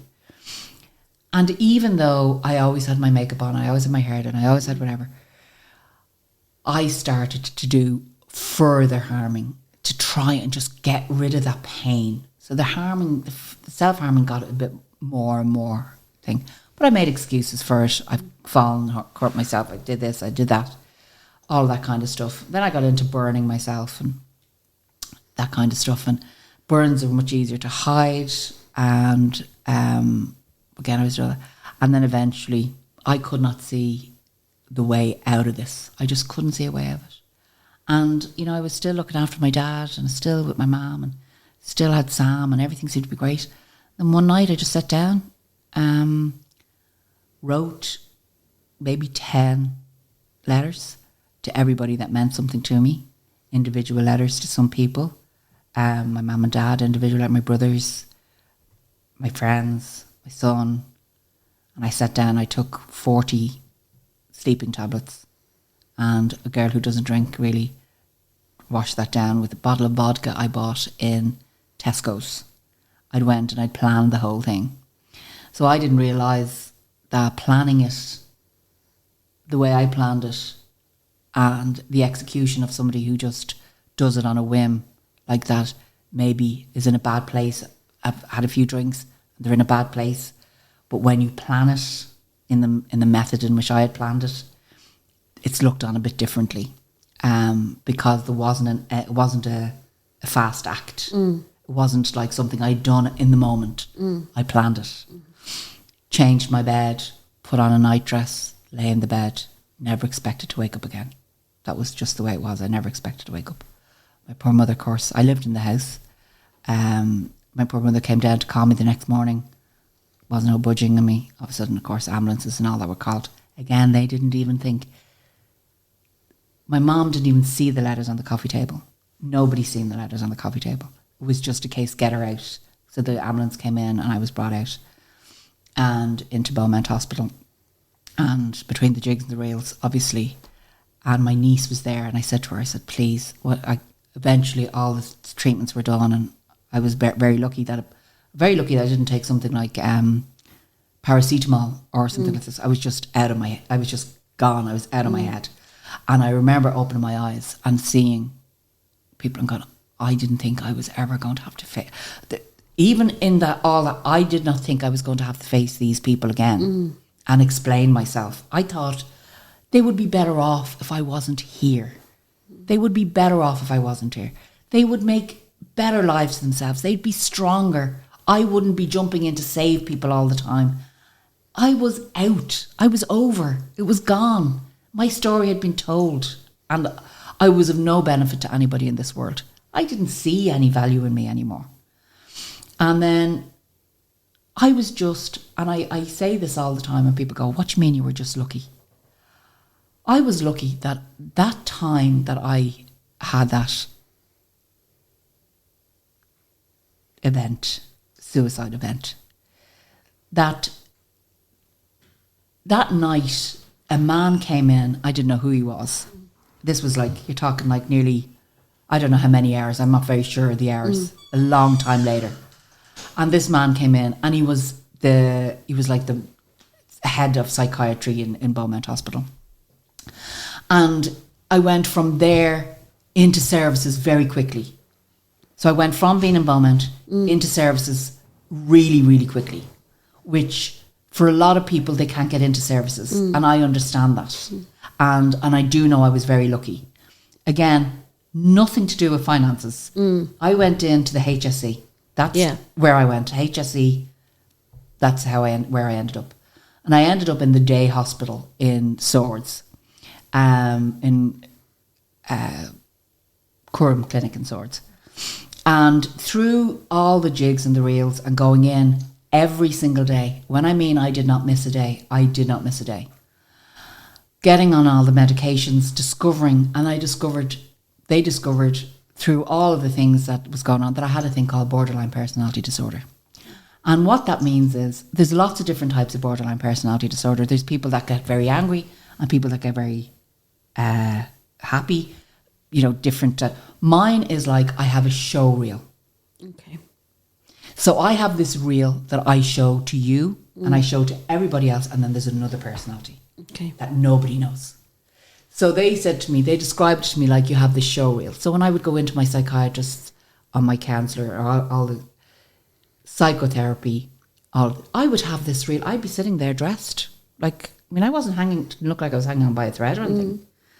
To say something but I went into the day hospital for the first time and I was all dressed up. And one of the patients, my fellow patients, asked me, was I the new doctor? And I actually said yes. Jesus. I was like, yes.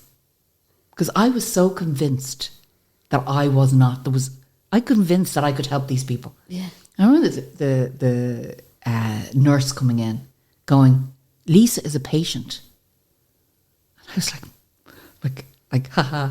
It was literally, that's how crazy it was. I was so crazy that I thought that I wasn't crazy. But I was so delusional that I thought I was able to bullshit my way out of this. I thought I was going to be able to pull the wool over every psychiatrist's eyes, every therapist, every psychotherapist.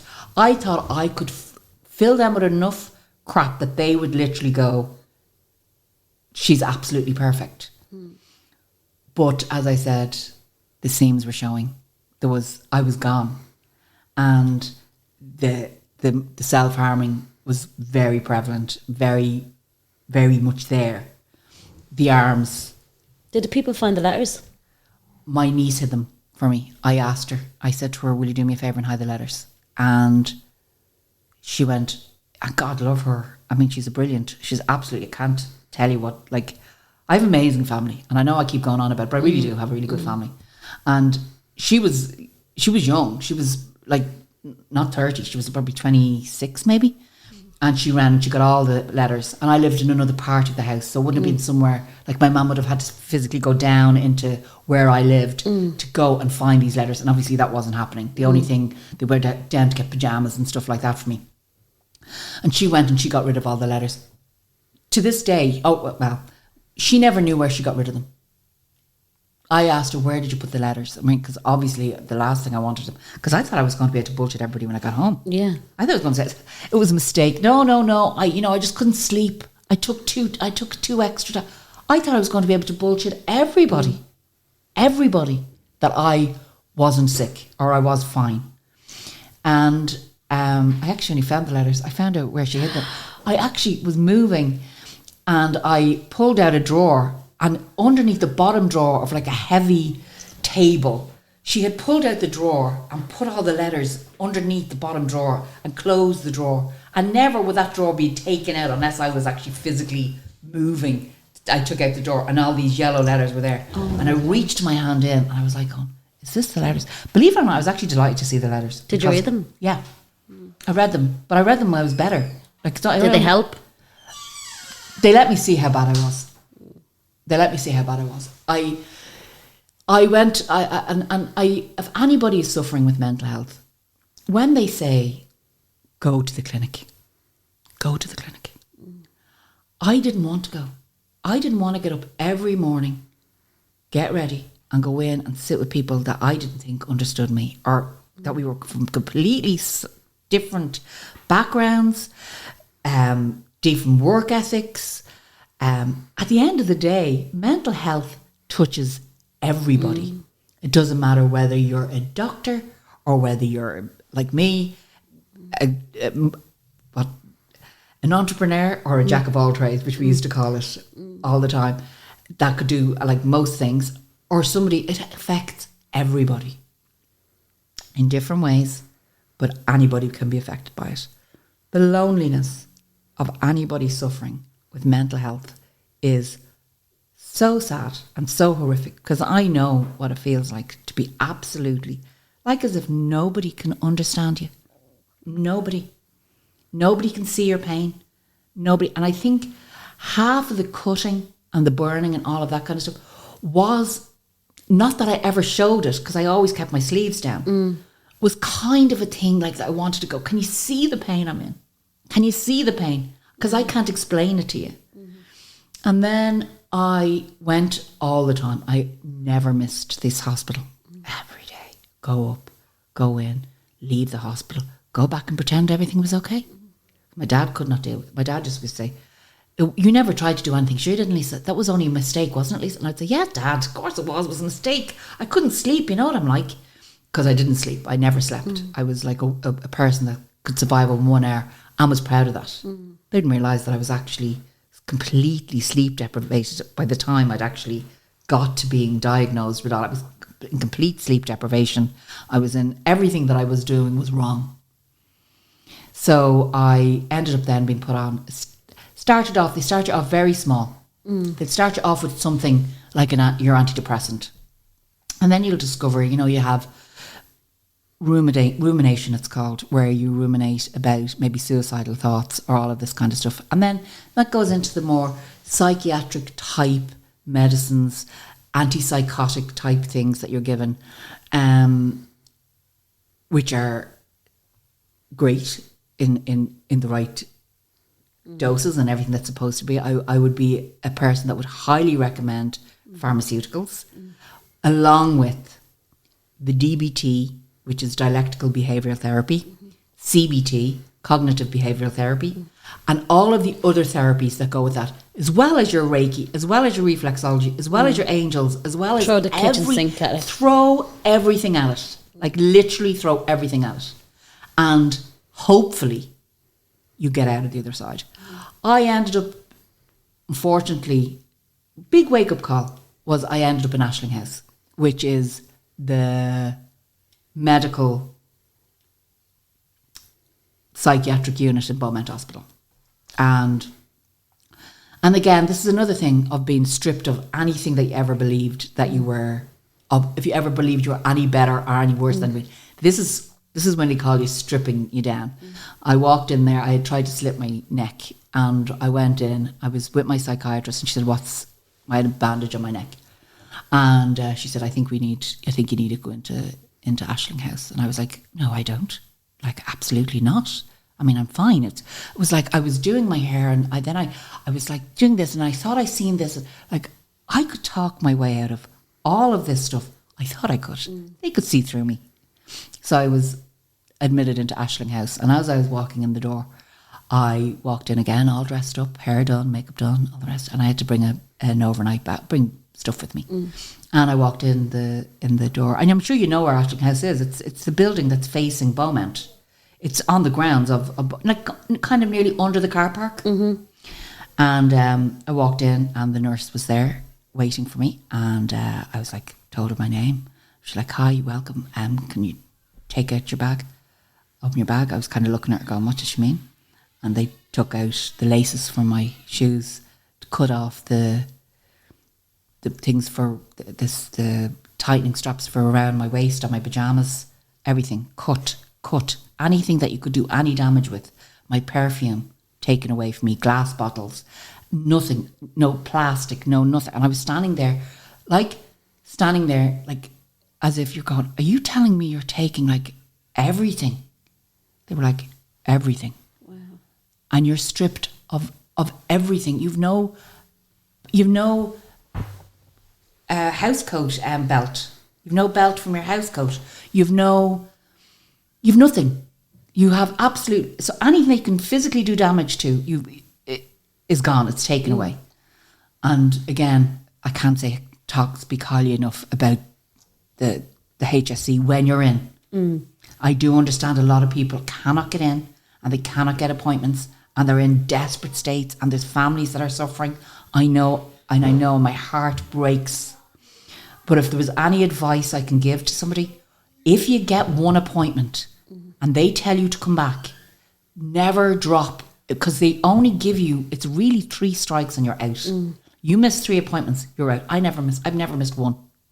And that's in 7 years. I still go. I don't go to day hospital now. But when I was in the psychiatric unit, I was brought into a room. It's not like One Flew Over the Cuckoo's Nest, which I thought it was going to be. I was brought into a room, quite a large room with a shower, bath, like an ensuite, a bed, and nothing really else in it. No curtains or anything like that. And there's like a glass, see-through glass piece, and which they can look in at. Your light's never off.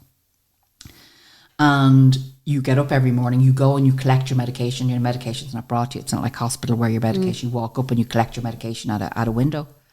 And you go and you take your medication and you take your drink and you go down and then you're in the open area, and you see all of the people that have all of these serious issues that are going on. There's art classes, there's all of these different things, but there's screaming, it can be quite terrifying. And for me, it was absolutely terrifying to see how bad mental health can go. And how bad you were? How bad I was. I was there. I was a patient. Like, I was in there. I was the patient. I was one of those people. And I realised, oh my God. And it was terrifying. And there isn't a case of like you go in, which I did say, I don't think I'm that bad. I think you can let me out now. They were like, you can't. No, you have to be let out by, you have to wait, be assessed. That takes a day or two. Then you have to go in front of some doctors that have studied your thing. You're interviewed. You're asked, will you do anything to yourself again? If they're not happy, you don't get out. You're in. I know that there was some people there that could sign themselves out and they could go shopping and stuff like that. I wasn't one of those people. I was in. And eventually then to be honest, I sat down in front of them all and I said, I have seen more than I will promise you I will never do anything again. I never want to end up in here again. Please, I beg you, let me go. And they were like, do you realise the seriousness of what you've been doing? And it was literally like me. It was like a light bulb went over my head and I went, yes, I realise the seriousness of what I've been doing to myself. I didn't think it was affecting anybody. And that is the worst thing. Because people will say, I've met people have said, was that not a very selfish act, Lisa, to do that, leave all that? The worst thing about mental health is that it is selfish. And I'm saying it. Mm-hmm. But it's not selfish in the way you think. It's not, you have no sense of self. There is no self. So is it selfish? It's selfish because there is no self. So you don't feel that your loss or you being gone is going to impact anybody. Will they cry? Probably for a day or so. But will their lives be better off not having to deal with my face, my head, until I realised everybody loved me. They wanted me with them. They wanted me to be doing the thing. And literally, I would do anything. Like, there's nothing I wouldn't do. So I went back and I continued to go to Curran.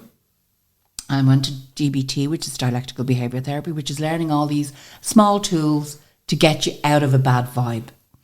Cut out alcohol completely. I was never a big drinker, but I realised drink wasn't suiting me. I was feeling sad. Instead of feeling happy, I was feeling sad. And I was so aware of my mental health that I was like, oh, no drink, can't. And the cocktail of drugs that I was on, I'm not going to lie about it. I am still on a cocktail of drugs, medications that I treat so religiously. So I was on this thing called black boxed, which means that I could only collect my medication every week. I wasn't allowed to have any more than, at one stage it was every day. Then I was allowed to collect it every week. And I wouldn't be allowed to have any more than what was given in this plastic box. And I'd go down to the pharmacy and there was a really lovely pharmacist and I knew she knew because she was obviously taking out the antipsychotics. She was taking out things. She was like 16 or 18 tablets a day. And she was taking everything out and putting them into the blister packs and all that. And she was really good. She was a really good pharmacist. She never really said anything, but she used to just say things to me like, how are you? How are you doing? And she was a really nice girl. And she allowed me have my delusions. She really did. She allowed me be, when I walk in with my makeup on and talking about makeup and things, like talking about beauty. Of course, I wasn't capable of working. I wasn't able to work. Talk about all of those things. She allowed me to do all that. She really, was a lovely girl. And it was only then when I started to go into a much better place mentally. I watch my mental health like anything. It's like something that I always am very, very careful of. And that's really, and I've given a big, huge story about all my life tonight. But the main thing I wanted to really probably speak about was mental health and that it can happen to anybody and that, there is help, but I know it's difficult. And I know lots of people that are struggling to get somewhere to go. But when you get in to the HSC's place and you do what they tell you to do, and I know you don't want to. I know you don't want to get up out of bed. I know you want to do everything to dampen those emotions. You want to drink. You want to do drugs. You want to take all the diazepams that are in your pack for the whole week and take all those diazepams together. I know all the tricks because I sat down to try and do all the only thing I never did was I never touched illicit drugs, like anything. I've never done drugs. That's, sometimes I always wonder, thank God I didn't, I'd probably be loving them. I didn't. But I did do the Solpadeine thing, I'm sure, like as a lot of people do that to numb the feelings. So you don't realise that you are taking thing. I don't believe in being. I think we should be, allowed to monitor ourselves on whether we take Solpadeine or don't. That's another issue. Because I know people who genuinely do need to take it for genuine pain, and they're being questioned by some 18-year-old behind the counter, which is difficult for people. But again, I understand that as well. How are you today? I'm really good. Really good. I'm very much involved I've always been involved in some type of charity work. It wasn't here. It was, I used to do socks for the homeless and all that. I still do. Very, very strong affiliation with the homeless in Dublin. I always say that for the grace of God. Because of my family, obviously. I was very blessed to have a family, a house to go to. So when my mental health got really bad, there was people there. Most people that were on the streets maybe have mental health issues. And there is nobody there to catch them. Somebody was there to catch me. So I was caught. So I have I've always had, all my life, my father had always said there for the grace of God. So I always done stuff for the homeless people in Dublin, on my own ways, sleeping bags out there, doing it on a couple of nights during the week, brought Sam out, Christmas presents, all that kind of stuff, funny stories, being chased down the street by guys thinking we were going to rob them and we were giving them presents, all the mad stuff. And then I got involved in a charity in Bangladesh, which is for, it's a different world. I'm only back, but I was there this year. Through a guy called Kumar. He's my accountant, and he's from Bangladesh, and discovered that. So I think so my recovery to this point is great. I had to jump out of my comfort zone a lot, like step out and be counted, and realise that we are all very, very, very similar. I know the diagnosis of borderline personality can kind of be quite shocking, because everybody goes on and Googles it straight away, like I did. Like I Googled it, and my sister Googled it, and anybody who Googled it and went, "You're not that. You're not that. You couldn't be." They're going from extremes. And of course, you're watching YouTube and you're seeing other people with it. It's so different for everybody that it's hard to kind of explain. But now I'm really good, but I'm on my meds. Yeah. Like I take my medication. I don't. Like I used to go to, every time I'd go to the psychiatrist, I'd go to the psychiatrist every 6 weeks. And I'd sit down and go, "Can you take me off the tablets?" Because the antipsychotics make you put on weight. So obviously I don't want to put on weight, and I don't have weight. And can you take me off these tablets? I've stopped asking that question. I've stopped. It was said to me one day, "It's your mind or your body, Lisa. You make your choice." And I was like, well, I never want to go back there again. So I'll carry the extra couple of stone, and more than a couple of stone, and I'll work on that separately. I'm carrying it. I'm not even on medication, so don't worry. No, you know what it is? It's that thing, like you're going, like how do you turn around and go when you're going to the gym? And you're like, which I have done 100 times, and you go into the gym, you're standing there, and they're going to stand up on the scale. You're not going to turn around and tell this, well, actually, I'm on an awful lot of antipsychotics. You might turn around and say to them, "Yeah, do you like?" I mean, I want to ask this question: how many people go no when they're asked, "Have you got asthma? Have you got any of these things?" Know. I mean, like, you don't want to answer them, so you just go no, all the way down, unless it's something like heart. Or something like, really like that. If you get this done, exactly, you would, it would be dangerous. That's time ticking. No, I never. No, don't. I mean, no, nothing. Depression, anxiety, no, because you're like going, "I'm going to have a facial." Yeah, I know what's involved. I know you don't really seriously need to know. Yeah. Okay, if I was on like blood thinners, obviously I know I was a beauty therapist for 30 years. I know beauty therapy. I know it. But sometimes I kind of go, yeah, that is a very valid question, and other times I'm going, that's not, So, and I used to always, when I take people, I'm so sensitive about people's consultation forms. I'm really sensitive. I always have been. From a very, like, when I started like beauty, like I did my beauty course when I was 17. So that's like during all of this stuff that was happening as well. And I remember getting the honour of having these these consultation cards with people's details on them. You know, you put them away and you think. So people's privacy. I always say, if somebody tells me a secret, guaranteed that'll never come out. Yeah. I'm telling you a lot about me, about Lisa. But you would have to drag me over the coals for me to tell you about anybody else. Yeah.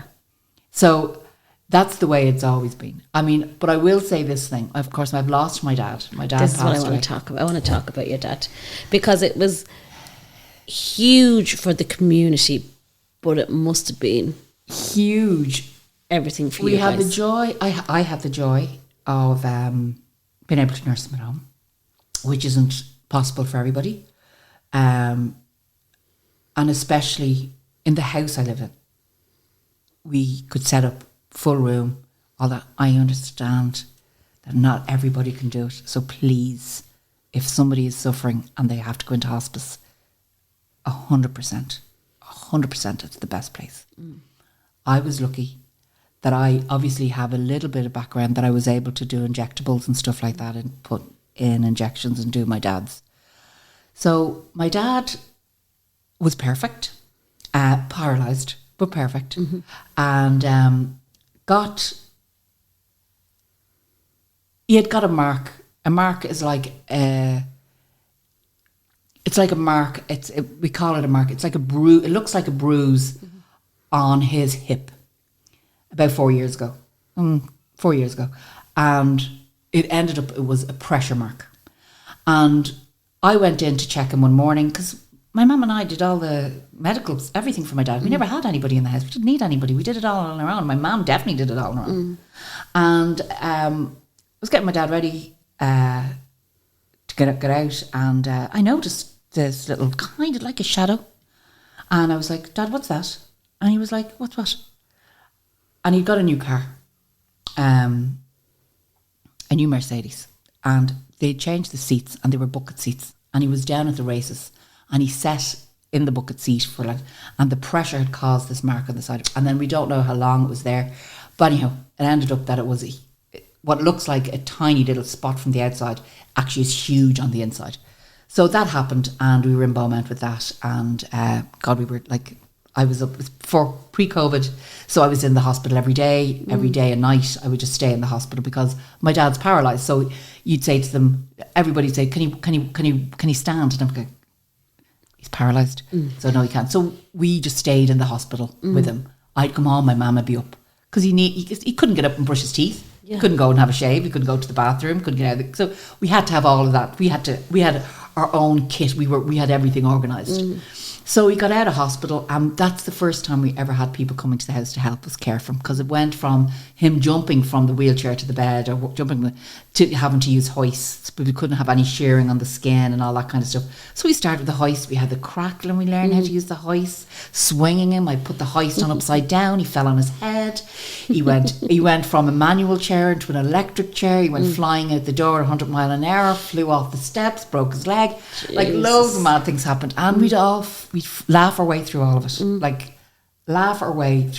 I remember his leg was literally swinging in my hand, and he was like, "Do you think it's broken?" And I was like, "It is broken." And he was like, "Sure, I don't feel it," because of course he doesn't feel a broken leg. But I'm like, "What can happen is that, Daddy, of course, me, the Google doctor, everything gone down. I've been researching things in my whole life for my dad, and we did everything. Like we went away and got all those mad treatments done away and all that kind of stuff, and got measured up for RoboCop stuff and stuff that didn't work. And he propped him over, his leg was broke. But anyway, we ended up getting carers in. They were great lads. 2 lads come in the day. It was a bit of a break for my mum, not to be doing the kind of thing all the time. They were more like family members, to be honest. They'd come in the door, they'd do whatever. How are you? How's it going? In. My dad was very particular about who come in. If you have gas crack, I'd be coming up to give him injections in the morning. He'd be like calling me Nurse Ratchet and all these things. So my dad, all of a sudden, the lads called me in one day and he said, "Your dad has a bit of a mark on his leg." And I was like, "Okay." I said, "A bit of a mark? That's not a mark, it's a bloody bruise. It's huge." So I was like, that's something. I went and did his blood. So Dad never had anything. Blood sugars were through the roof. And I had everything, blood pressure monitors, everything you could manage, all there, just because we could do it all at home. And brought him down to the doctor. And when he was down, the doctor said, yeah, your blood sugars are very high, but while we have you here, we'll give you the jab, the COVID jab. And he was like, I don't mix, like nobody comes near me, and everybody has masks on, and everybody, like we were like, don't go near my dad. And everybody would talk to him in the office, like from far away. Yeah.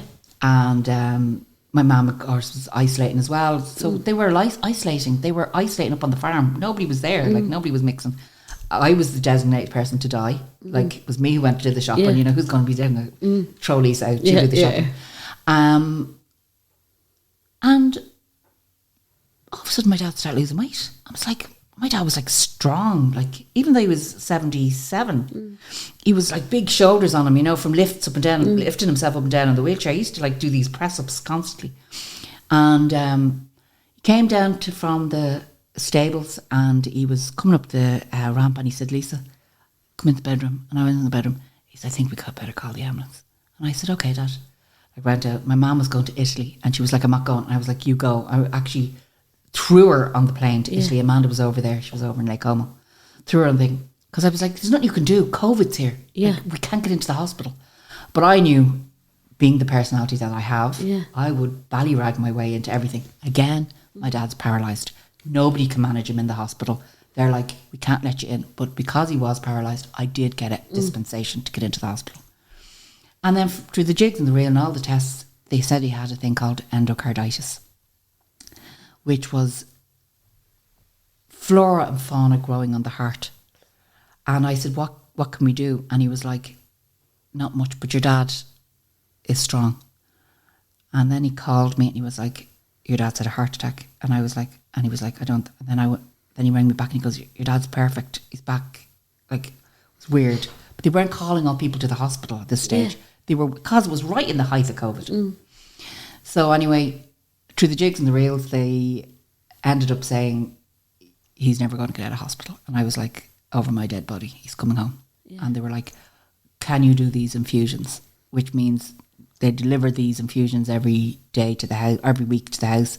You infuse them twice a day. So I was like, as soon as I get him home, I'll save him. I'll save my dad.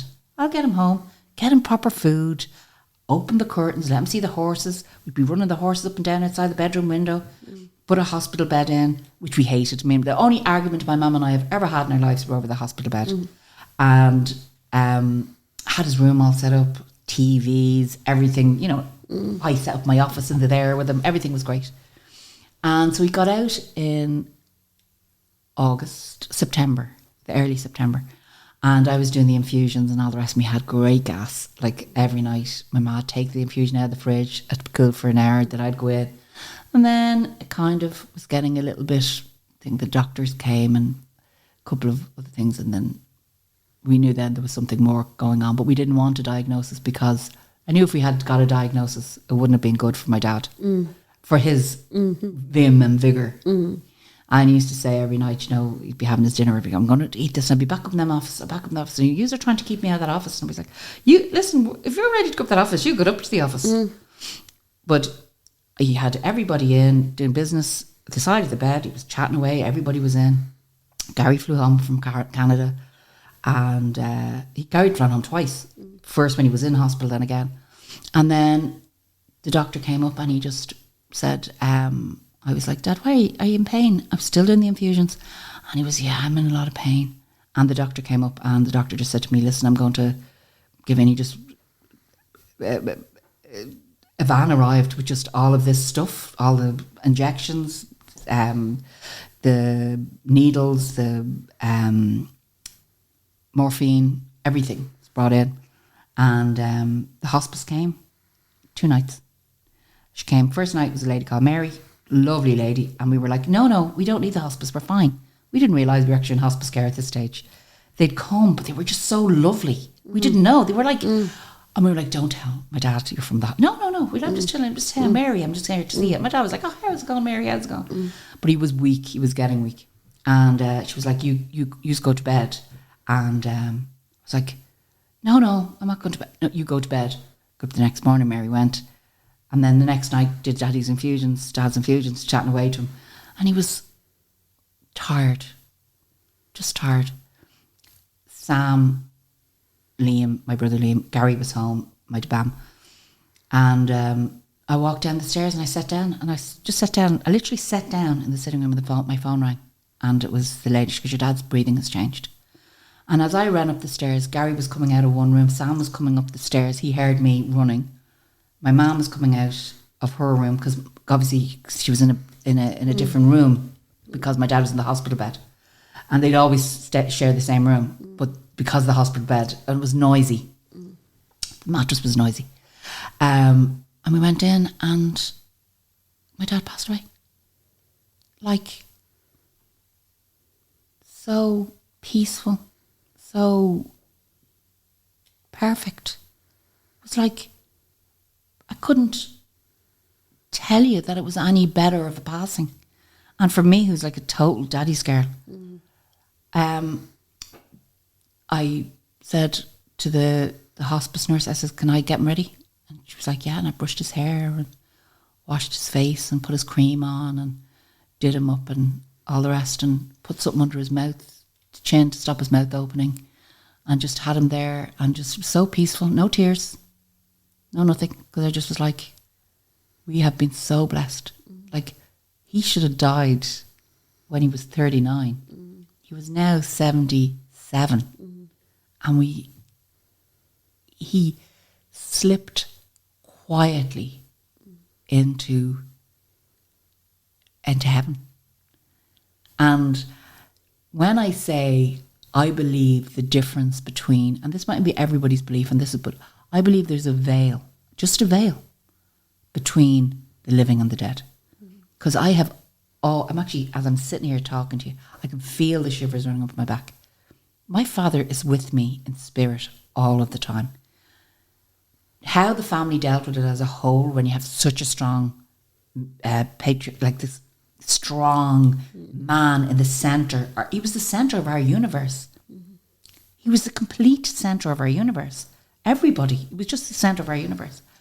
For it to go from there to him not being there was like, this is weird. But it feels like he never left. So even though, like, his ashes are in the sitting room, I think you might have seen them, did you? His ashes, his picture, there's candle lit all the day, every day. And my mum goes, your dad's gone out. And I go, where's he gone? It's a running joke. Yeah. The candle's gone out. Light the candle. I went to pick him up from, we had, again, it was just coming to the end of COVID. We had a funeral. The crematorium could not stop the people. They just couldn't stop the people. There were just hundreds of people at his cremation. And again, it was non-religious. As I said, there was a priest there who did a lovely prayers. My dad was very much into Padre Pio. He was a man that believed that he had appeared to him a couple of times, and but he wasn't religious, great faith. And we had his funeral, and my friend was in the back row. Like, you know, a thing only a friend can say. Like, Alan and Carr were there, obviously, and whatever. And we all walked in the door, and when we were leaving, so all the family, all the grandchildren, there's loads of us. I mean, like, we're literally, I don't know what we're like. We just keep breeding all the time. There's millions of us. And we have another one on the way. And we all walked into the thing. And we just remember going to, first of all, he never wanted to wear black, but we all wore black because the boys wanted to. We never wanted it to be a sad, he never wanted his life to be a sad occasion. And I did the eulogy, and I didn't cry. And I haven't really cried. I miss him. I miss him more than words can say. But if I was to be crying, it would be, for me, there was too much to do. My mum was really strong. There was so much other stuff going on. I have my moments where I just sit and I talk to him. I talk to him all the time. I feel like he's always there with me. It has caught me in the throat a few times. But so many people would say to me, you are always with your dad. Just you must be the most devastated. The most devastated were, like, my brothers were brilliant. Like, my sister was phenomenal. My mum was just a rock star. We all dealt with our grief in our own way, but we dealt with our grief. But the people that I seen sobbing, like the people that I was just brokenhearted for. I was brokenhearted for people more, but it was the guys that my dad had touched their lives. That was the saddest thing I ever seen. Like young guys that would come up with a horse and talk to my dad about a horse. They were broken. And the saddest thing was an old man coming over, a man in his 90s, and he was just crying his eyes out at the crematorium. And I remember going, my God, he touched so many people. He touched so many people's lives. And how can I be sad when he lived a life that most people can only dream of living? And he had true love with my mum. They had a love story until the day he died. My mum is amazing. She does her best to keep it all going. It's still all going. We keep it going every day. And it's all in memory of my dad. Do you think, though, that, to play devil's advocate, Yeah, please do. your show reel? Do you think this is a show reel? No. I would have said, if I wasn't coming here tonight to be really honest about everything, and again, of course, the initial stories are all just about my life, and that's, everybody has stories. But to talk about the mental health aspect and to talk about, what got me, to talk about that is quite, because I don't talk about it. Like I'm telling you, and probably if anybody's listening to this, there's going to be a lot of people who had never got a clue. I don't talk about it as conversation piece. Never did. So tonight is actually talking to you about it is probably the first time I've ever spoken really outwardly about it. The reason I came here tonight was to talk about mental health and to talk about how it can affect everybody. This is not my show reel, because if it was my show reel, I would never have told you about the mental health. I would have told you about all the amazing things I've done in my life. I would have told you about all the countries I've travelled to, all the stars I've worked on, all the people I've met. I would have told you about all the things that would have made you like laugh and joke and listen to all the people. Like sometimes I even wonder to myself, did that actually happen? Did I actually sing Patricia the Stripper with Krista Berg? Yes, I did. I would have told you all of those stories. But what I wanted to tell you was I wanted to tell you the truth. And I wanted to be open and honest. And if my journey and my mental health issues will just get one person to actually turn around and say, it's actually okay. It's okay. You're grand. I am suffering. I need to go to talk to somebody. It can happen to anybody. And never be worried. People try to put labels on you all the time. Labels help the doctors.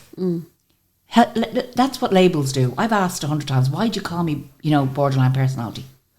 Why are some people got bipolar?